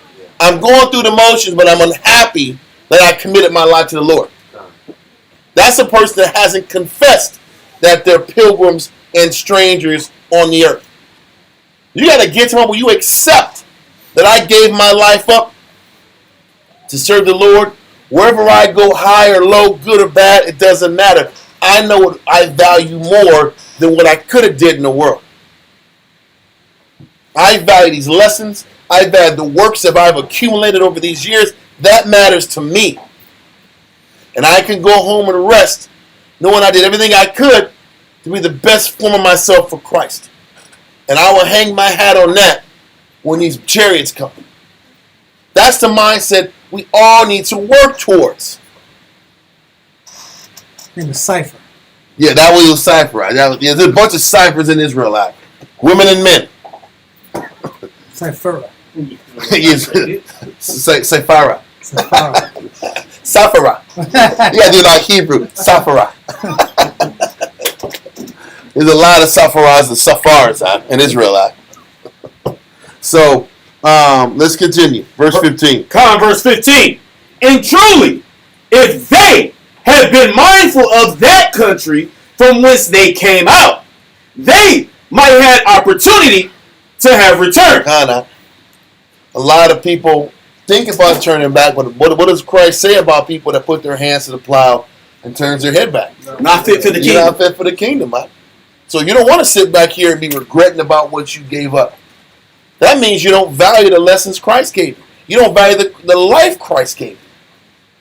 If you're looking back and maybe thinking it would have been better if I would have stayed back home and stopped and didn't do this journey in the first place, you can't operate in that spirit. Those are dangerous waters to operate in. Read on. Verse 16. But now they desire a better country. So what he's saying is, the country that they left, the people who really understand the spirit, what we left is our carnal and worldly potential to thrive and succeed in the world. And the ego and the pride that comes along with it. What he's saying is, they understood that they desire a better country. So the question is this. Read it at the top. We're going to stop a little later on in the verse. But now they desire a better country. That is, an heavenly. Have we gotten to the point where we can sit back here, sit down, evaluate our life, contemplate, and say, you know what, man? I could have did this, and this in the world. I could have had that, and that in the world. I could have accomplished X, Y, Z in the world. But I chose serving the Most High. And I am at peace with the fact that I serve the Most High. Because I gave up the carnal assurances and the plans and motivations I could have endeavored into. And I have found happiness in the spiritual endeavors that I have chosen, which obviously is a step down financially and monetarily. But that drop down financially and monetarily is well worth it spiritually. For men and women, have we gotten to that point that I could have had this, I could have had freedoms, finances, comfort, ease, but I upgraded in my life. That's what they're saying in this verse. Read verse 16. Come, but now they desire a better country, that is, and heavenly. Raise your hand. Don't. This is hypothetical. If you feel that you've upgraded from the life you could have had in the world. Have you upgraded? You like, see it. Like this. Con, he sent me a shit. He gave me an order to raise my hand. Con. This is what Abraham and his wife embraced. We upgraded in our life. But really, they left family, security, power, and their life was on the line their entire pilgrimage. And Abraham said it was an upgrade. This is the mindset we have to learn to attain if you want your calling and election to be what? Sure. Because if you can't look at it all and say, man, I take this trade, because it is a trade-off. I take this trade as an upgrade. For what I lost in the carnal, I gained triply in the spirit. So it was a win. And can you accept it was a win? And every aspect of it was a win. To accept it, you have to have the proper outlook that denotes you have faith. Because to have faith, that means you have to value the spiritual lessons over the carnal rewards. The spiritual accomplishments, the battles, the challenges, that has to matter more than everything you've lost in the carnal and in the flesh. Children, ribs, money, jobs, homes. None of that matters. None of that. That's why Paul said, all of this is dung. Everything I acquired and accumulated in the world means nothing now, because what matters now are the lessons I'm learning. The spiritual lessons that I have accumulated over this time. Yeah, I got beaten, shipwrecked. That don't mean nothing. I learned discipline, humility, faith. You see the mindset you got to have to endure this? Continue. Read verse 16 again from the top. Come. But now they desire a better country, that is, and heavenly. Wherefore the Most High is not ashamed to be called their power. Listen, the Most High is not ashamed to call us our power when we become those pilgrims. And the only thing we value are the spiritual pursuits. Then the Most High can say, they're my sons. Plagues don't touch them. This all goes back to 2 Ezra 16. If you want to avoid the plagues, you got to become a pilgrim. In order to become a pilgrim, the pursuit to live a spiritual life has to supersede the losses you've had in serving the Most High, because you are going to lose in the carnal. Let's not get it twisted. But can you accept that what you lost in the carnal was well worth it in the spirit? This is what it is. Let's keep going. There's still like silence. I don't know what the silence is about now. Read on. For he hath prepared for them a city. Listen, for the people who have learned to accept the carnal losses of pursuing Christ and have found happiness and peace of mind in the fruit of the Spirit, and pursuing the fruit of the Spirit, he says, I got a city waiting for you. What's that city called? New Jerusalem. Will I take that stony heart from you that you're battling, and I'll take it away, and the law will be in your heart, and you can do my job and serve me all the way and do great things in my name, because that's all you wanted to do in the first place.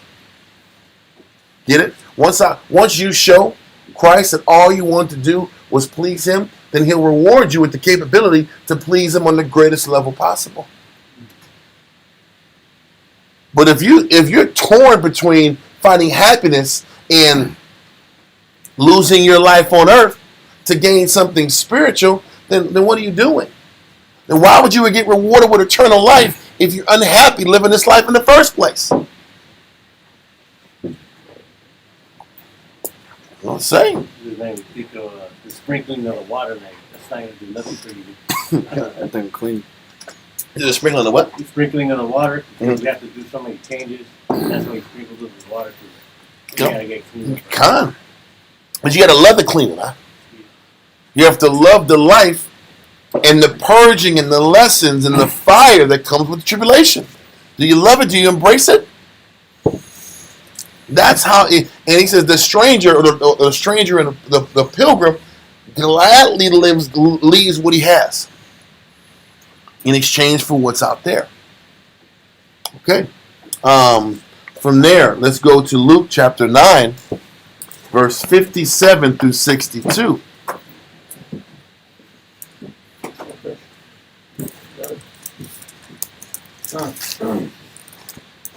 Luke chapter 9, verse Let 57. me get there real quick. I'm almost there. Through 62. Okay, read that, sir. Luke chapter 9, verse 57. And it came to pass that as they went in the way, a certain man said unto him, Lord, I will follow thee whithersoever thou goest. Like every Jew says when they learn who they are. Yep. They learn who they are. Man, you're God's chosen people. You know, the kingdom, the brotherhood, the kingdom. Like, they're on fire. He said, I will follow you wherever you go, Christ. Read on. Come, verse 58. And Yahushua said unto him, Foxes have holes, and birds of the air have nests, but the Son of Man have not where, he says, have not where to lay his head. Christ has no place to be comfortable at. He says, if you're going to serve me, you're going to be uncomfortable. If you're going to serve me, you're going to not have control over your environment. If Christ had no place to lay his head, what does that also mean? I have no control over what's happening with me in my life. Where am I going to sleep tonight? I don't know. But I hope this brother lets me in tonight. What about tomorrow? I don't know. What about next week? I don't know. Your life is not, this verse is not about necessarily the living condition as much about the lack of control following Christ and really serving Christ puts a man or woman in that position. Which is entertaining uncertainty. Because that's a major complaint in Israel, is that I have to entertain the spirit of uncertainty. Yeah, well, no, but see what they say. I got to serve a man. I don't want to do that. Well, I mean, the purpose is this. Is it about serving a man, or is that you don't have control over your life? Because that's what Christ is trying to let us know. If you're really serving Christ and following Christ, you don't have control. Whatever the Most High puts in front of you, you got to follow. We can eat. We can see it for ribs. You got to just lock in. Trust me. Why don't I got to sit back and explain everything before you do it? Don't we sit back here and tell ribs that all the time? Why I got to sit back here and tell you everything breakdown for breakdown, step for step? You just got to learn how to lock in, woman. Woman. But once I say the same thing, I got to tell you everything. You're going to go here, then here, then here, and then everything's going to be okay? I don't understand. I don't understand. Or with children. You Moving all weird. I don't understand. That's the thing. We have to learn how to follow too. The children, they better follow. Yeah. They better lock in. That's all they say. That's true. Power. We want that all damn day long, but when you got to sit back here and follow, you're all discombobulated. You're angry. You're emotional. You're storming. You're breaking stuff. If your rib did it, she got the spirit. I got the spirit. She has a demon on her. These are the words brothers be saying, huh? Am I right or wrong? Yeah. But men got to follow too and serve. And lock in. And wait. And not get what they want. And trust the most they're going to come through for them. And this is what Christ is saying.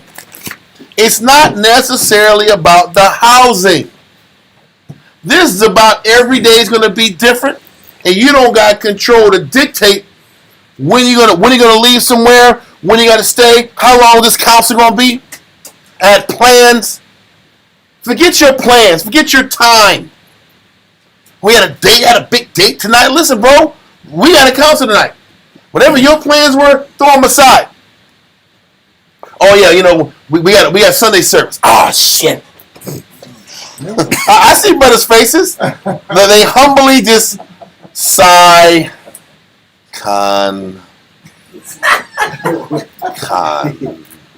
Call. And you got to deal with the fact that you weren't expecting this Sunday job. You thought you could sit back here and prop your feet up like Al Bundy, little stinky little feet, old man feet, and relax and live your life out. No, get off your butt. There's another day you got to grind, Doc. What's that? Or with your dirty T-shirt, no off days dingy T-shirt. 3 months out. Whatever the case is, whatever the scenarios that are out of your control, it happens. Because in our mind, we like to operate with schedules.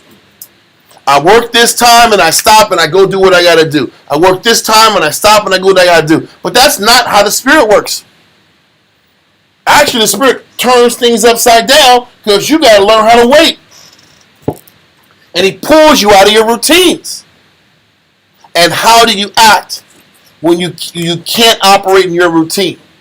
Do you show composure? Do you show poise? Can you maintain your discipline and your order and your respect? A lot of brothers can't.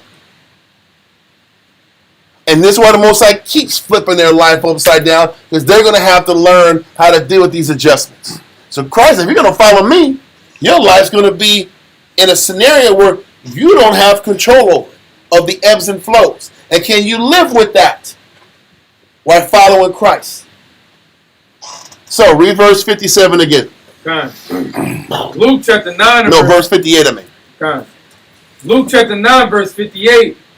And Yahushua said unto him, Foxes have holes, and birds of the air have nests, but the Son of Man have not where to lay his head.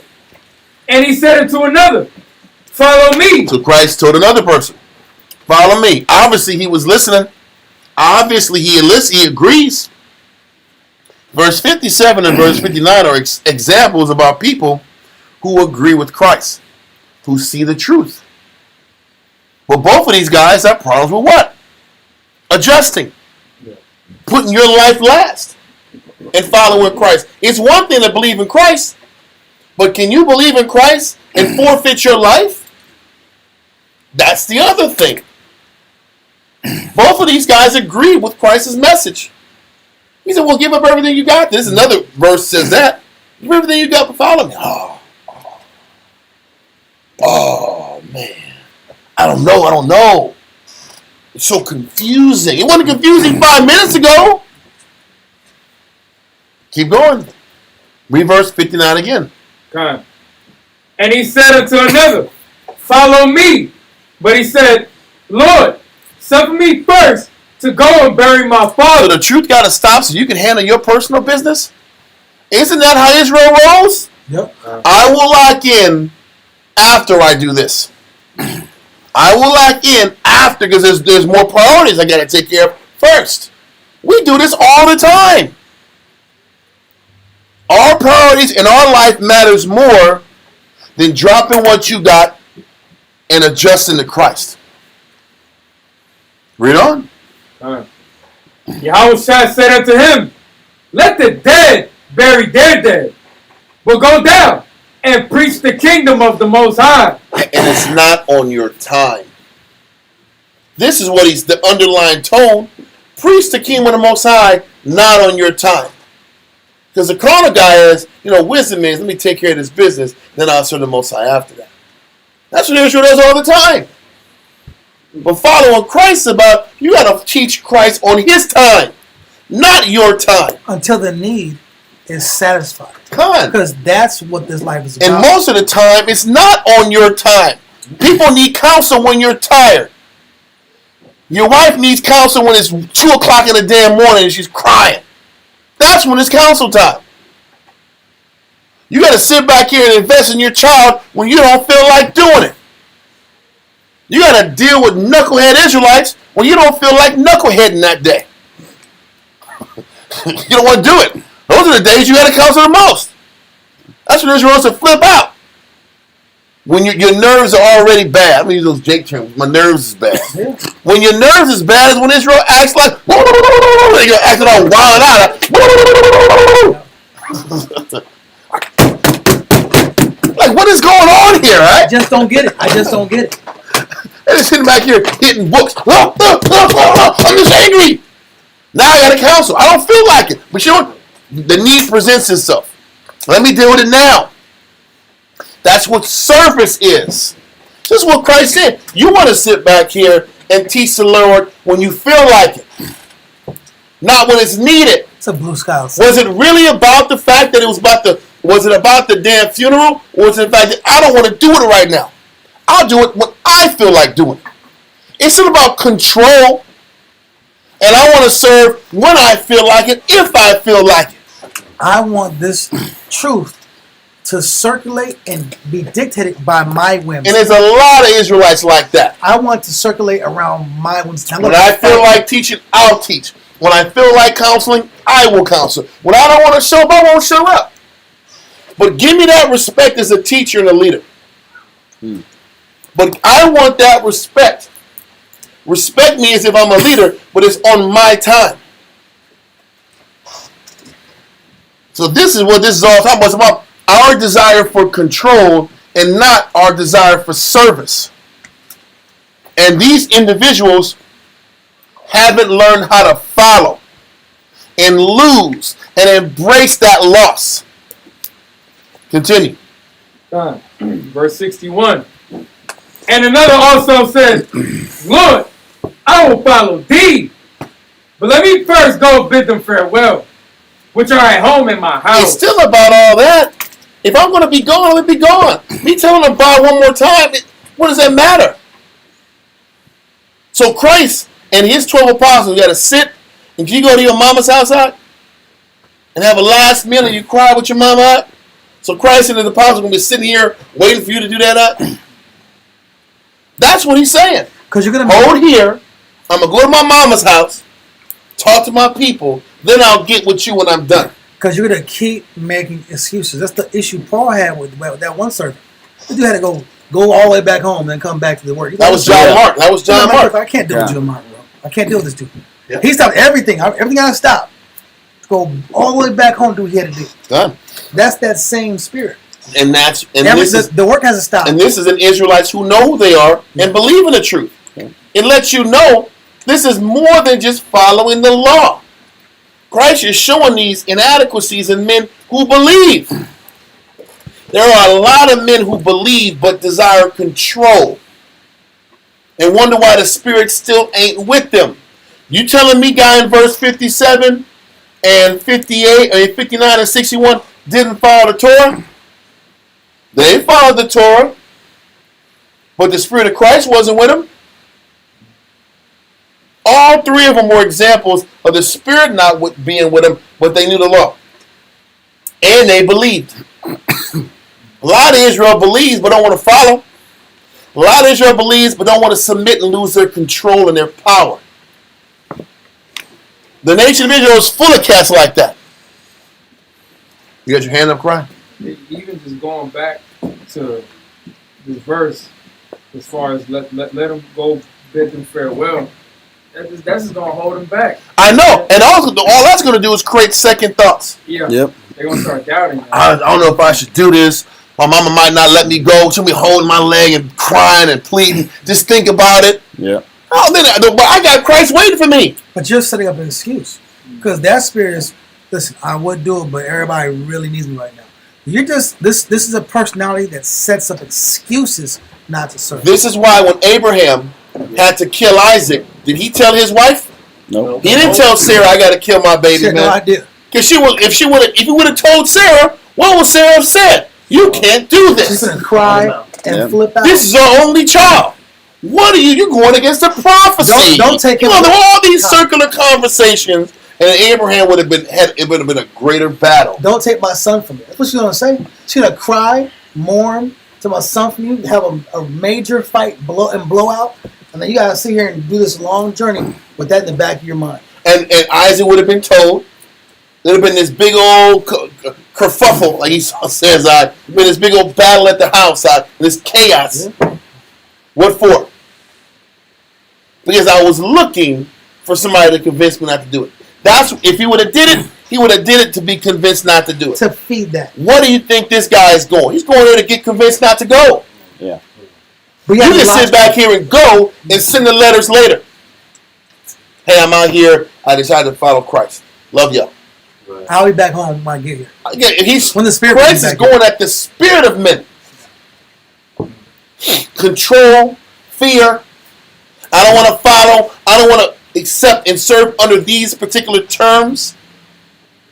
This is the mindset that disqualifies us from being those true pilgrims in Christ. And the spirit of creating secret obstructions. Well, that's what I'm saying. It gets in the way of the whole process. I'm just saying that in particular because brother was saying they will never directly say, I don't want to do it. Mm-hmm. Very rare. They will manufacture the reason why you can't. They will manufacture circumstances and external conditions that will block the spirit from being able to accomplish the spirit's will. The other disciples were sitting back here and fishing. Christ said, "Be fishers of men." Drop. I'm out of here. Let's do it. He's showing you the difference between the person who is committed and allows things to obstruct their path and their process of serving. And those things that get in the way of a person's growth is what ends up killing a person's spirit. Because what do you mean that? Because when it boils down to it is this. If a person isn't growing in the fruits of the Spirit, then according to John 15, the Spirit of Christ can't enter into you. So once again, it's one thing to have the law. It's another thing for the Spirit of Christ to abide in you. What does it take for the Spirit of Christ to abide in you? What do you got to do? What do you got to do for Christ to abide in you? Because that's what it takes to be safe from these plagues. There is a difference from knowing the law and the Spirit abiding in you. And if you don't make those necessary sacrifices, changes, alterations, sacrifices, embracing the loss, then Christ can't roll with you. The Spirit can't enter into you. And when the Spirit enters into you, it validates you. And that's when the Most High says, that guy is my son. So all these things Christ is explaining as to why men aren't following him is why the Spirit ain't with them. Even though they believe in Christ. Didn't they say that devils believe too? Yeah. I don't mean they making a kingdom. Just because you know the law and you agree with Christ don't mean you making it. If you don't allow that inconvenience and that loss and embrace it the right way. Anyway, read verse 62. Verse 62. And Yahushua said unto him, no man has been put his hand to the plow and looking back is fit for the kingdom of the Most High. This is why he's like, don't go back.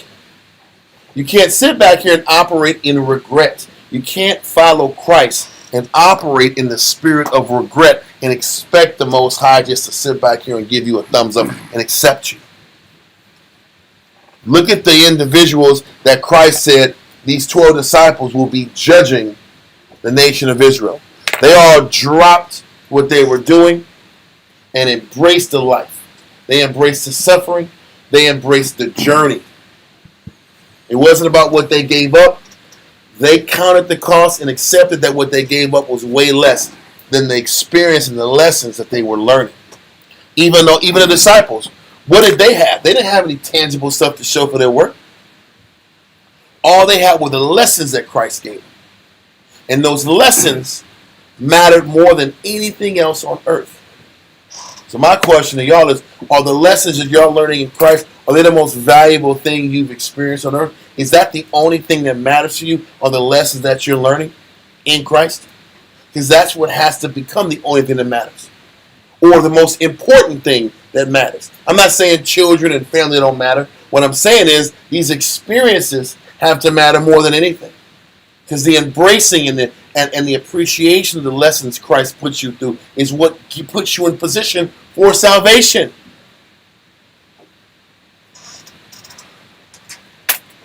Okay, did we finish verse 62? Let's go to 2 Kings 4:1.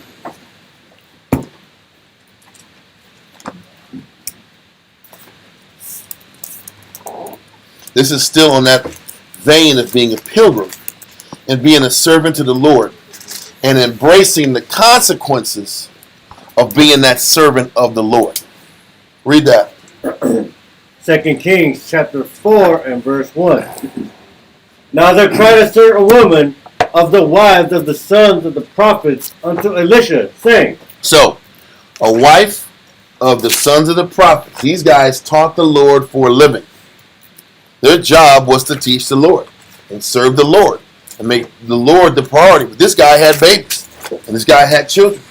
This guy had responsibilities on top of being a servant of the Lord. So what happens with that? The guy that has to serve the Lord and be a prophet of the Lord, he's around the prophets all damn day long, doing prophet things. So the house is going to be running tight on money. The money ain't going to be great. So you know, this prophet obviously wasn't the air quote breadwinner. But he was making bread for God. How about that? He was making bread for the Lord.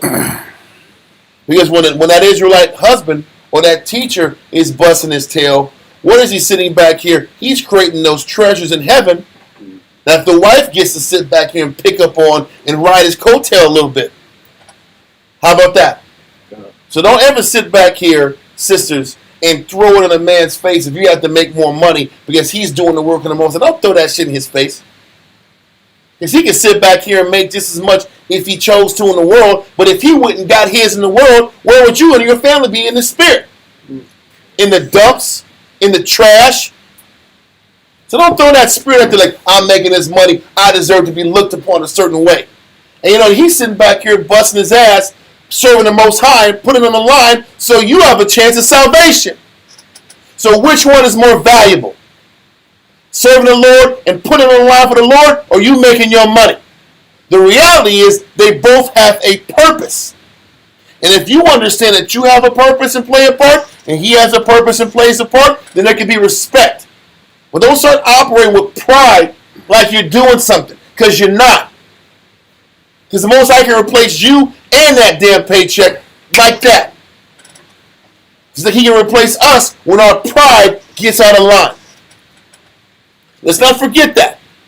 But we got to keep things in context. This man was the son of the Lord, and his life was given to serving the Most High. So it couldn't be about him pursuing his money and serving the Most High. We know that's the case in the scriptures all around. Read it from the top. 2 Kings chapter 4 verse 1. Now there cried a certain woman of the wives of the sons of the prophets unto Elisha, saying, Thy servant, my husband, is dead. He says, one of the brothers that served you and served the Lord is dead. Read on. And thou knowest that thy servant did fear the Lord. He wasn't a wicked man, so he died in righteousness. Read on. And the creditor is come to take unto him my two sons to be bondmen. So what is this saying? What's the undertone of this verse? That the prophet sometimes, or a lot of times, dies what? Broke. Broke. In debt? Broke? With a low FICO score? But as the ninjas is in the 550s act, but they still love the Lord, but they're in the 550s. Couple repos, couple messed up leases act. Maxed out credit cards, bro. And as you might as well max out, just put 20% down. I just get a charge back on the rest of it. You can't do that. I'm just joking. I'm just saying. There, you can do it that way, but it's not good for your credit. What am I trying to explain? That the prophets don't live rich. And they don't die with a bunch of money in their pocket. Why? Because their priority isn't about this world. It's about building a spiritual place and putting all your chips on the spiritual side. Can the teacher accept that? Can the leader accept that? Can the wife accept that? Half the time, no, I'm depressed because of my life and how we're living. You don't realize what the hell you chose, what you signed up for too. Israel's in here, Israel marries or brothers be having women and don't realize, hey, what this all entails. There are priorities that have to be set. The Most High and the brothers got to come first. Our personal endeavors come last. And the wives have to pick up the slack. Because this is the condition that we chose to do. We chose this life. Or they want to sit back here and be these dudes in these monkey suits making this money with no spirit. You want that? Or the blue collar guy that makes money, but the spirit's dead in the house. And we don't know if we're going to have enough spirit to get to the kingdom. What choice do you want? What family dynamic do you want? So, we know the story of what happens with Elisha. He ends up sitting back here and tells the woman to fill up all of these bottles that she can borrow from the people around her. And then they all fill it with oil. And there's enough money to pay the debtors and sustain her and the boys for many years to come. The lesson was the Most High was going to take care of this family. One, because she asked Elisha. And two, because this man's work wasn't in vain. But what doesn't change is that our life doesn't guarantee financial comfort. Most High promises our daily what? Right. That's what he promises. Anything outside of that parameter, he didn't promise us. So let's not get depressed and trip when we don't get more than what we need to sustain ourselves. Just keep that in mind. Let that go and go to 1 Corinthians 4 and 6 through 14.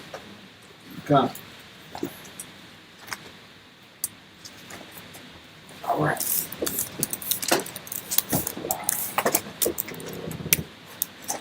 13. 4 through 6, 14. 6 through 14. Read that. Come. 1 Corinthians 4, verse 6 through 14. Come. 1 Corinthians chapter 4 and verse 6. In these things, brethren, I have in a figure transferred to myself and to Apollos for your sakes, that ye might learn in us not to think of men above that which is written. So what's happening is Apollos was a teacher of Christ. And he was a very dynamic speaker and communicator. And if I'm not mistaken, it was that husband Aquila and what was the other woman's name? Anyway, there were two servants of Paul that helped teach Apollos and give him a more well-rounded perspective of the gospel. And Apollos became a dynamic teacher and a speaker. And in the city of Corinth, people were sitting back here blowing him up, or they were blowing Paul up. And they were making them to be more important than what they were, or more special than what they were. So with that being the case, read verse 6 again. Come, in these things, brethren, I have in a figure transferred to myself and to Apollos for your sakes, that ye might learn in us not to think of men above that which is written, that no one of you be puffed up for one against another. He's like, don't sit back here and big me up to be more than what I am, or Apollos, and then start picking sides and set tripping about what teacher is better, what leader is better, whose message is better. Because Israel wants to sit back here and pick a color out. Red or blue eye, cuz of blood eye. We got to say it's cuz of blood eye. And this is what they're doing now. I'm with Team Apollos, or I'm with Team Paul. He's better than you. Then all these arguments and contentions come out there for no reason. Read on. Come, verse 7. For who maketh thee to differ from another? And what hast thou that thou didst not receive? Mm-hmm. Now if thou didst receive it, why doest thou glory as if thou hadst not received it? What ends up happening is when brothers sit back here and they're pushing their teacher, it's like they tie in their ego with their choice. So he's like, stop making it about your ego. Stop connecting your ego with your choice. Okay? Read on. Verse 8. Now ye are full. Now ye are rich. Ye have reigned as kings without us. He's like, now you're sitting back here and you can't be taught nothing. Read on. And I would to the Most High ye did reign, that we also might reign with you. Mm-hmm. For I think that the Most High have set forth us, the apostles, last, as it were appointed to death. He said, listen, what you don't realize is the apostles were set last on earth. Huh? It wasn't about us coming up in this life. The apostles were not going to be the ones that were at the top of the echelon in this planet. Everything we sat back here, the thing that makes the teacher great is his commitment. And the loss, listen, what certifies you is your losses. The greatest amongst us, what makes them great? Their martyrdom. Their martyrdom, their losses, their sacrifices, the things they abstained for Christ, that makes them great. Especially in this era, the martyrdom has made these guys potent. Guys were prophesying while they were being hung on a cross. They were sitting back here and prophesying for 2 or 3 days before they died, hanging on a cross. What kind of craziness is that? You're dropping scriptures while you're being tortured? He says that's the suffering and the loss is what made them special. He says the apostles are last on earth because of what they lost and great in the kingdom. That's the trade-off. The greatest amongst you on earth has to lose the most on earth. That is the trade-off. That's the true trade-off. Read on. Come, were appointed to death, for we are made a spectacle unto the world, and to angels, and to men. He says we're made a spectacle unto the world, and to angels, and to men. Because when you finally make that decision to let go of your life in the past, and you decide to go forward and serve the Most High, life is about suffering, humility, patience, long-suffering. And this is what I'm going to explain. He's talking to the people in Corinth, right? Corinth is in where?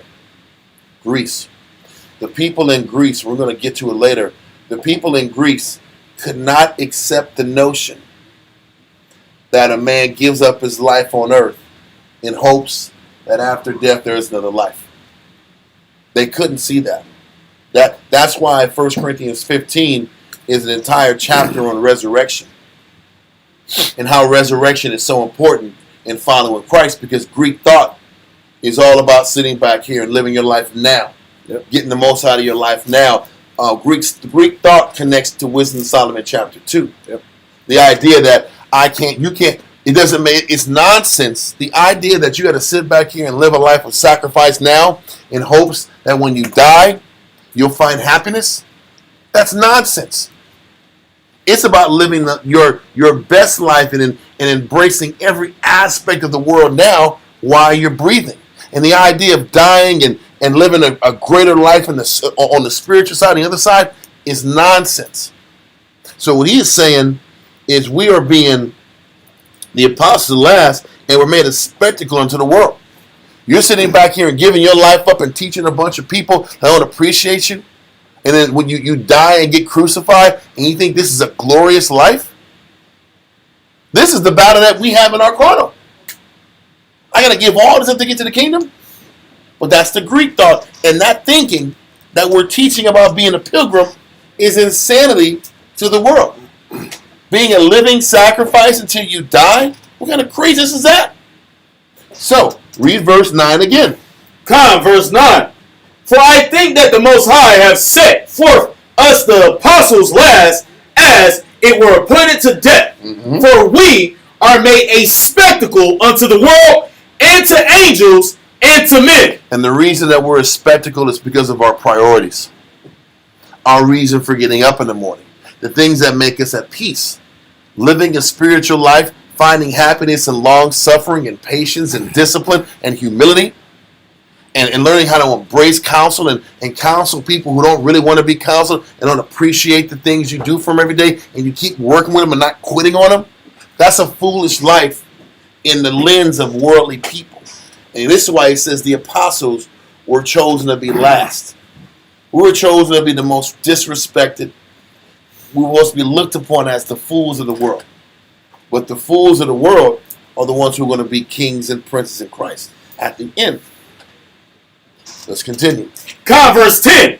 For we are fools for Christ's sake. We are fools for Christ's sake. We're those idiots that throw our life away for the sick, for the poor, for the needy, for the sick. We are fools for Christ's sake. Read on. But ye are wise in Christ. And that's the point. And carnal people can't understand this trade-off. Carnal people can't understand this commitment that we have for our people. It looks like it's foolishness when it's the best thing you can do for your nation. Is to put them last. Put you last so that they can be elevated. Because that's what Christ wanted us to do. That's what Christ wanted Israel to do from the beginning. Was not to sit back here and overlook the sick. Not to overlook the people in need. Read on. We are weak, but ye are strong. That was the trade-off. Our resources and energy was supposed to sit back here and strengthen and uplift the people around you, and you have nothing in the tank for yourself.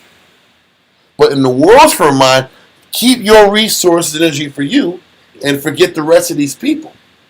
He's like, this mindset is backwards in the world, but it's all power in Christ. Read on. Ye are honorable, but we are despised. People are honorable because they're given the attention.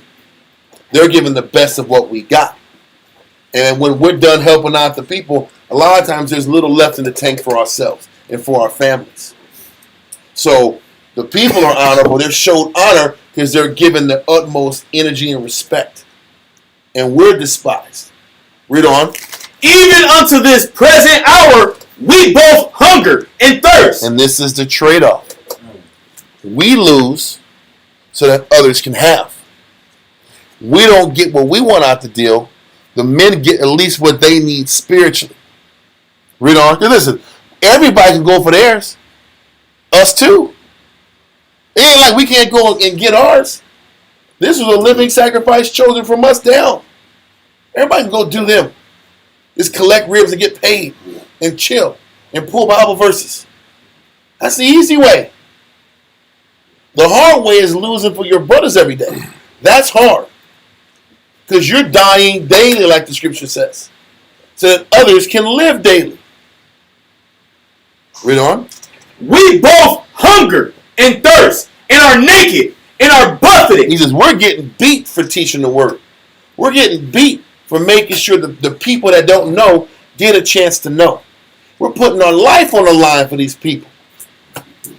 And we're getting nothing out the deal but the fact that when we pass on, the Most High has seen our work, seen our commitment, and we will get rewarded for our sacrifices here down the line.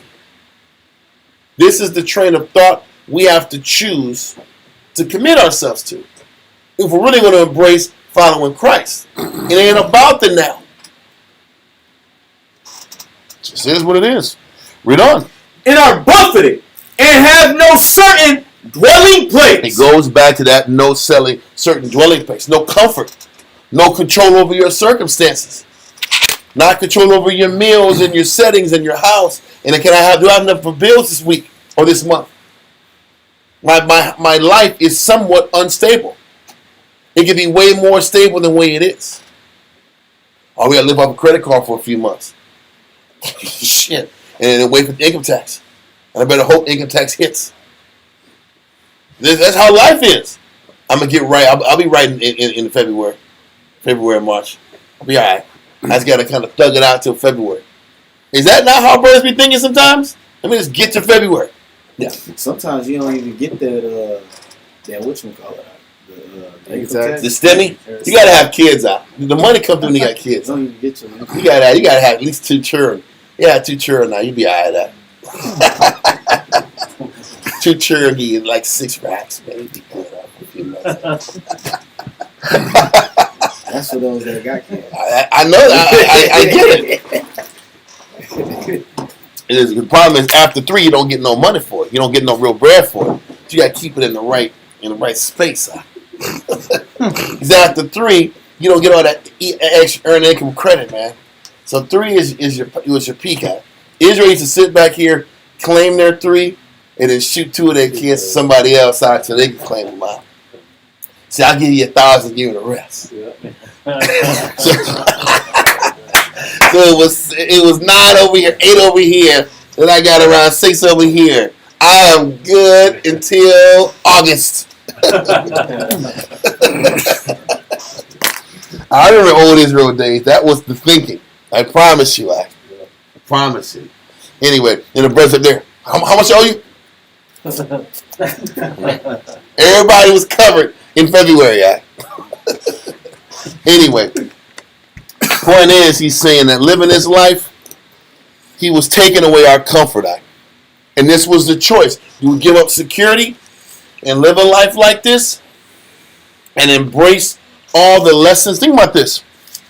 All the lessons that you got to go through. It says, we are weak. He says, we are weak, but you are strong. So while I'm weak, have I learned how to operate while I'm weak? Have I learned how to stay positive when I'm weak? Can I stay spiritual when I'm not my best? Or do you sit back here and go through when you're hungry? When you're lacking, how is your attitude towards your brother? How is your attitude towards your wife? Are you able to sit back here and give at the same level when you're hungry? These are all lessons. Christ is looking at you and trying to determine where are you at in doing this work. I know a lot of brothers, when their money ain't right, the counseling ain't there. When I'm getting touched in the physical, my temper ain't there. I can't listen I can't listen as good when I'm angry. When my flesh is touched, all of a sudden, I'm not the counselor I was before I get what I want in the flesh. So all of this suffering that we're going through, there is an opportunity to gain in the spirit there. If you're looking at it the right way. And if you do it the right way and handle it the right way, there is a reward for staying in the spirit when you're under these conditions. Being weak, being despised. Can you sit back here and give being hated by everyone? Can you still give for free when everybody around you despises you and what you stand for? Or people blame you for their circumstances that you have nothing to do with. That's part of the despising. Can you sit back and go back to that person that hates your guts for something you didn't do and keep teaching this person Christ? Or when you're sitting back here, you're presently hungry, thirsty, naked, buffeted. These guys were sitting back here getting beat and going back to the same location and teaching the next day. Could you do that? What's the point? The point is the lessons through sacrificing for your people are the lessons you need to get to the kingdom. The suffering that comes from giving your life to Christ are the things you need to get you to escape these plagues. So we have to learn to look at the sufferings in a much better light. So I'm going to be sustained or taken care of on the back end. So I have to wait for an event like Moses did. That might not happen. Like Moses did. Well, Moses, we see it now. I'm saying happen. back then, nobody saw that these conditions are getting this tight. It's like it might happen, it might not. So y'all gotta sit here and do all this for something that this might a possibility. It's like paying insurance. Somebody wants to pay insurance because I might get in a car accident. Maybe. I'm paying insurance. I don't know if there's some people out here that don't believe in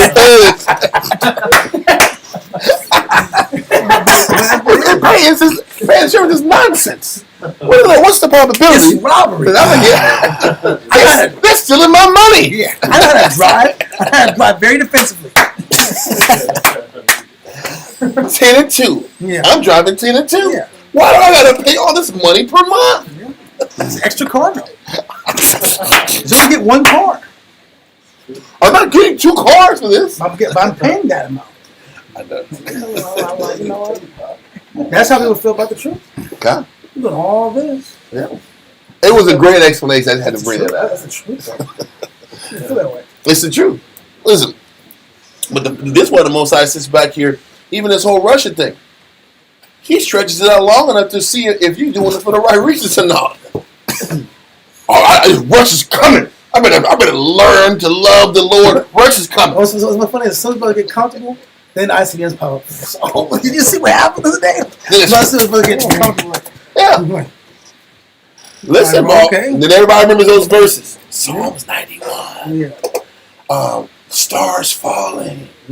Second Ezra 15. Zechariah 5. Zechariah 5. What are you gonna do? What you gonna do, brother? You know, blew me away. When these ICBMs come for you. Come for you.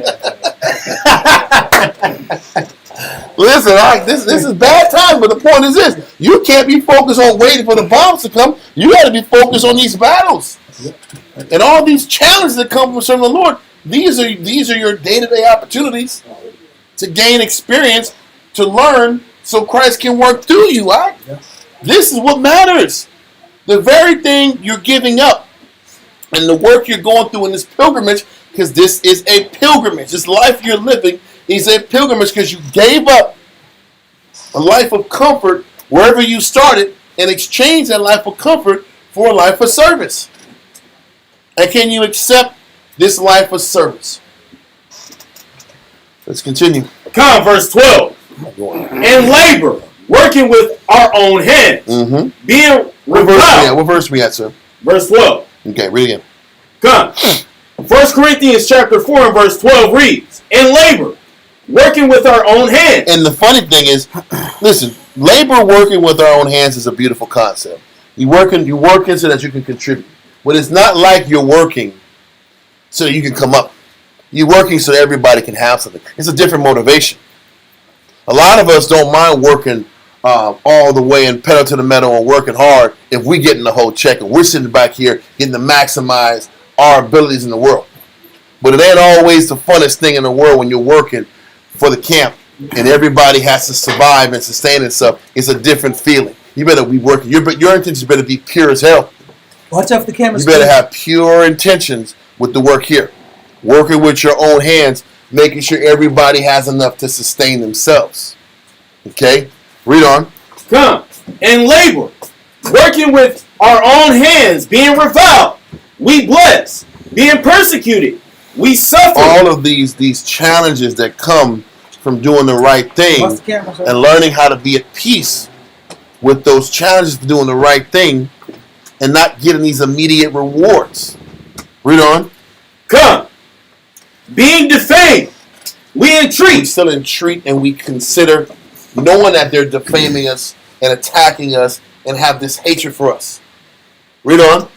We are made as the filth of the world. Cannot. In our We're made as the filth of the world because nobody understands us and nobody definitely respects us. And nobody respects the sacrifices we make for one another. Because to most people, it don't make no sense or it don't have to be that way.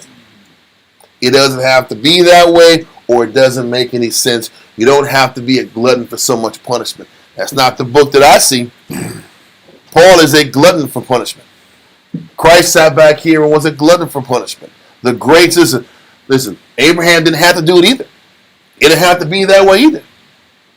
And all the guys that didn't have to be this way, they didn't get written in the book either.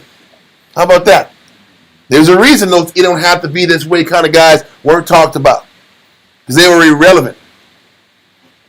You want to sit back here and make an impact in Christ? Or you just want to be another guy? And Scripture also says, righteousness of a man is like filthy rags, right? Yeah. Our best is like nothing. So we better sit back here and shoot for the stars and hope that's sufficient. Let's continue. We are made as the filth of the world and are the offscouring of all things unto this day. Listen, the Greeks were sitting back here and laughing at us. America laughs at us now, and the Greeks laughed at Paul and the apostles then.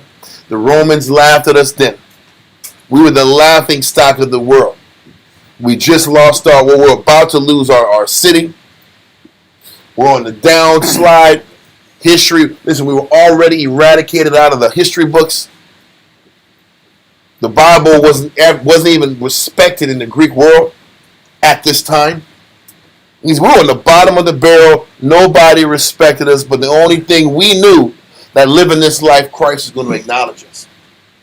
And that's the thing that we know now. Giving up what we gave up in our comfort now is why we have a chance to get to the kingdom. Because we gave up our comfort. And we live in a life like pilgrims. And we're living a life for a kingdom that is to come versus what we can certainly see, feel, and touch now. What verse we at? 14. Read on. I write not these things to shame you. Listen, Paul's not writing this to sit back and remind us how much we're on the bottom of the barrel. But we are. But he's reminding us to say, hey, everything we've sacrificed really is to our strength. Read on. Come, but as my beloved sons, I warn you. Mm-hmm. For though ye have 10,000 instructors in Yahushua, yet have ye not many fathers. For in Yahushua I have begotten you through the gospel. Mm-hmm. Wherefore I beseech you, be ye followers of me. He's like, I'm begging you, follow my example. Versus following all the examples of people who act like they know something. Because listen, just like nowadays, Israel back in these days, the Pharisees back in those days, the Sadducees back in those days, Yeah. Greek thought, Greek universities were saying, listen, you don't got to live this way. You don't got to live this. You don't want to live this difficult. The Sadducees, the Pharisees were saying, all you got to do is follow the commandments. Right or wrong? Pharisees said, all you got to do is follow the commandments. The Greeks were like, listen, the idea of an afterlife is nonsense. Live your life and enjoy your life and just be a good human being, you'll be good. Everybody was teaching different doctrines. This is what he's saying in verse 15. He's like, you have 1,000 people that got answers for you. He says, man, you got to follow Christ and follow my example to navigate yourself out of the dangers that you're seeing every single day. Read on. Come. No, that was verse 16, right? Come. Give me Micah 2 and 10.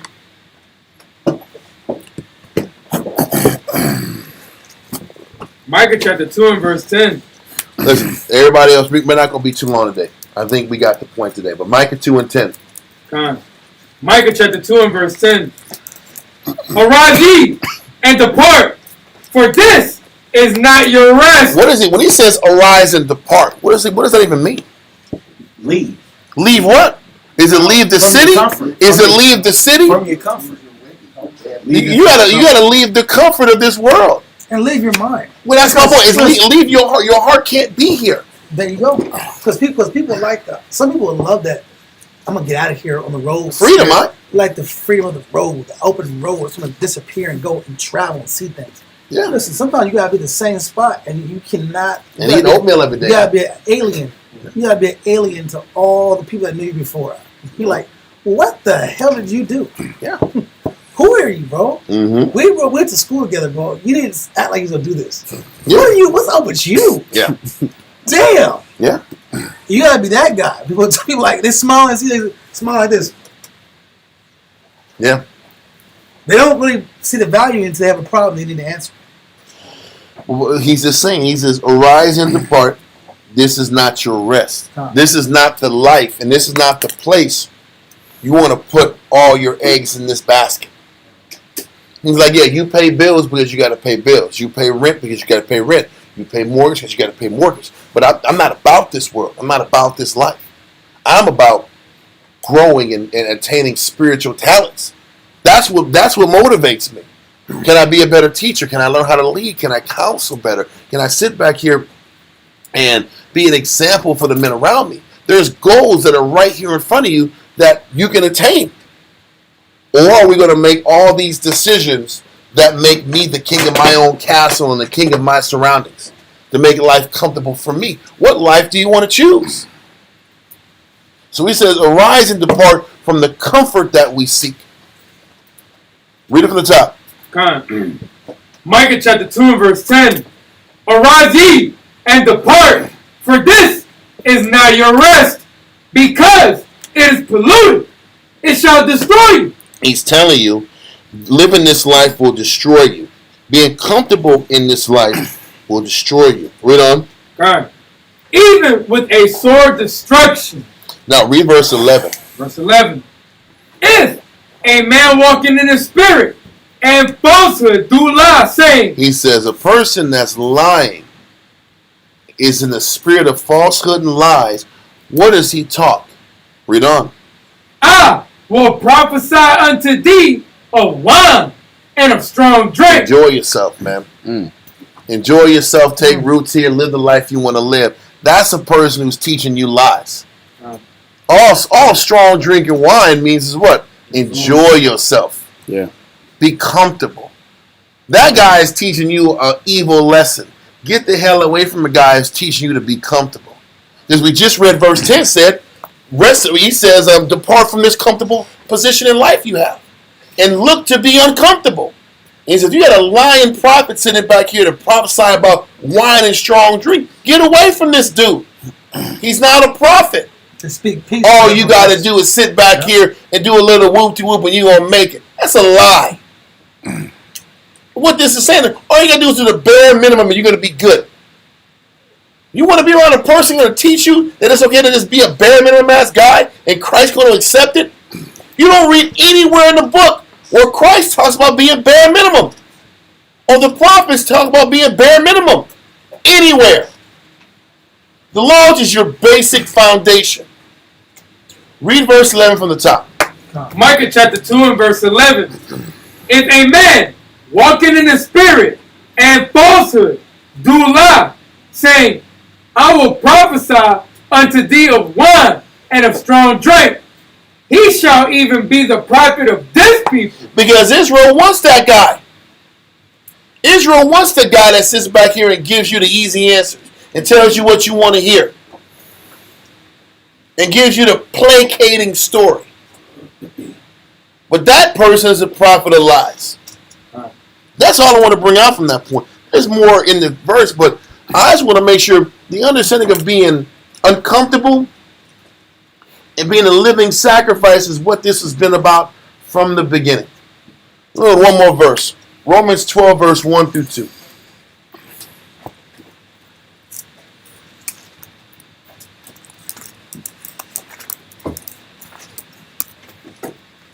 Romans chapter 12, verse 1. I beseech you, therefore, brethren, by the mercies of the Most High, that ye present your bodies a living sacrifice. So our bodies are supposed to be a living sacrifice for who? Christ. For Christ, right? So what does that mean? My actions, my decisions, how I roll is supposed to be patterned after Christ. Learning how to be a selfless individual. That's where our life's supposed to be. So I'm a living sacrifice for others, but that means my personal goals and aspirations gets what? Thrown out the door. It ain't about what talent I had in football or baseball or I was this athlete or I was this rapper. I could flow like this or I could make beats or I had these talents. I could have made money and succeeded. It's not about that. We're supposed to be a living sacrifice for other people. And that sacrifice and how we manage it and how we learn from it and the spiritual lessons we get from being that living sacrifice is what qualifies us to be saved at the end. Read on. That ye present your bodies a living sacrifice, holy, acceptable unto the Most High, which is your reasonable service. Our reasonable service is to commit our life to Christ and the ethics and morals and the fruits of the Spirit that we've learned how to tap into. And that journey, that process of being a living sacrifice is what's acceptable to the Heavenly Father. On top of the law, it was the living sacrifice you commit yourself to. Read on. Verse 2. And be not conformed to this world. Because you can't sit back here and be a living sacrifice for Christ and still want these worldly things.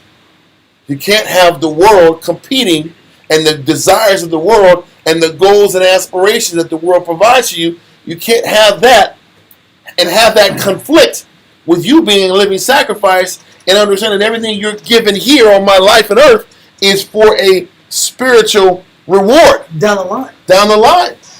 They don't mix. It doesn't mix. Living and getting rewarded in the now versus living for the later. That's like Esau and Jacob put together. They don't work.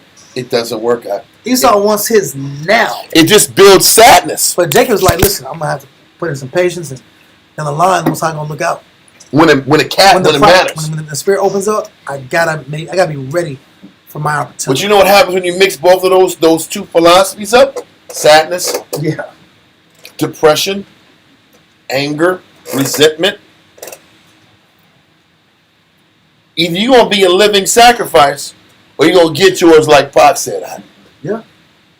You gonna get yours? You gonna sit back and live a sacrifice I life? get mine. You gotta get yours. One way or the other. You got to choose one path. Read on.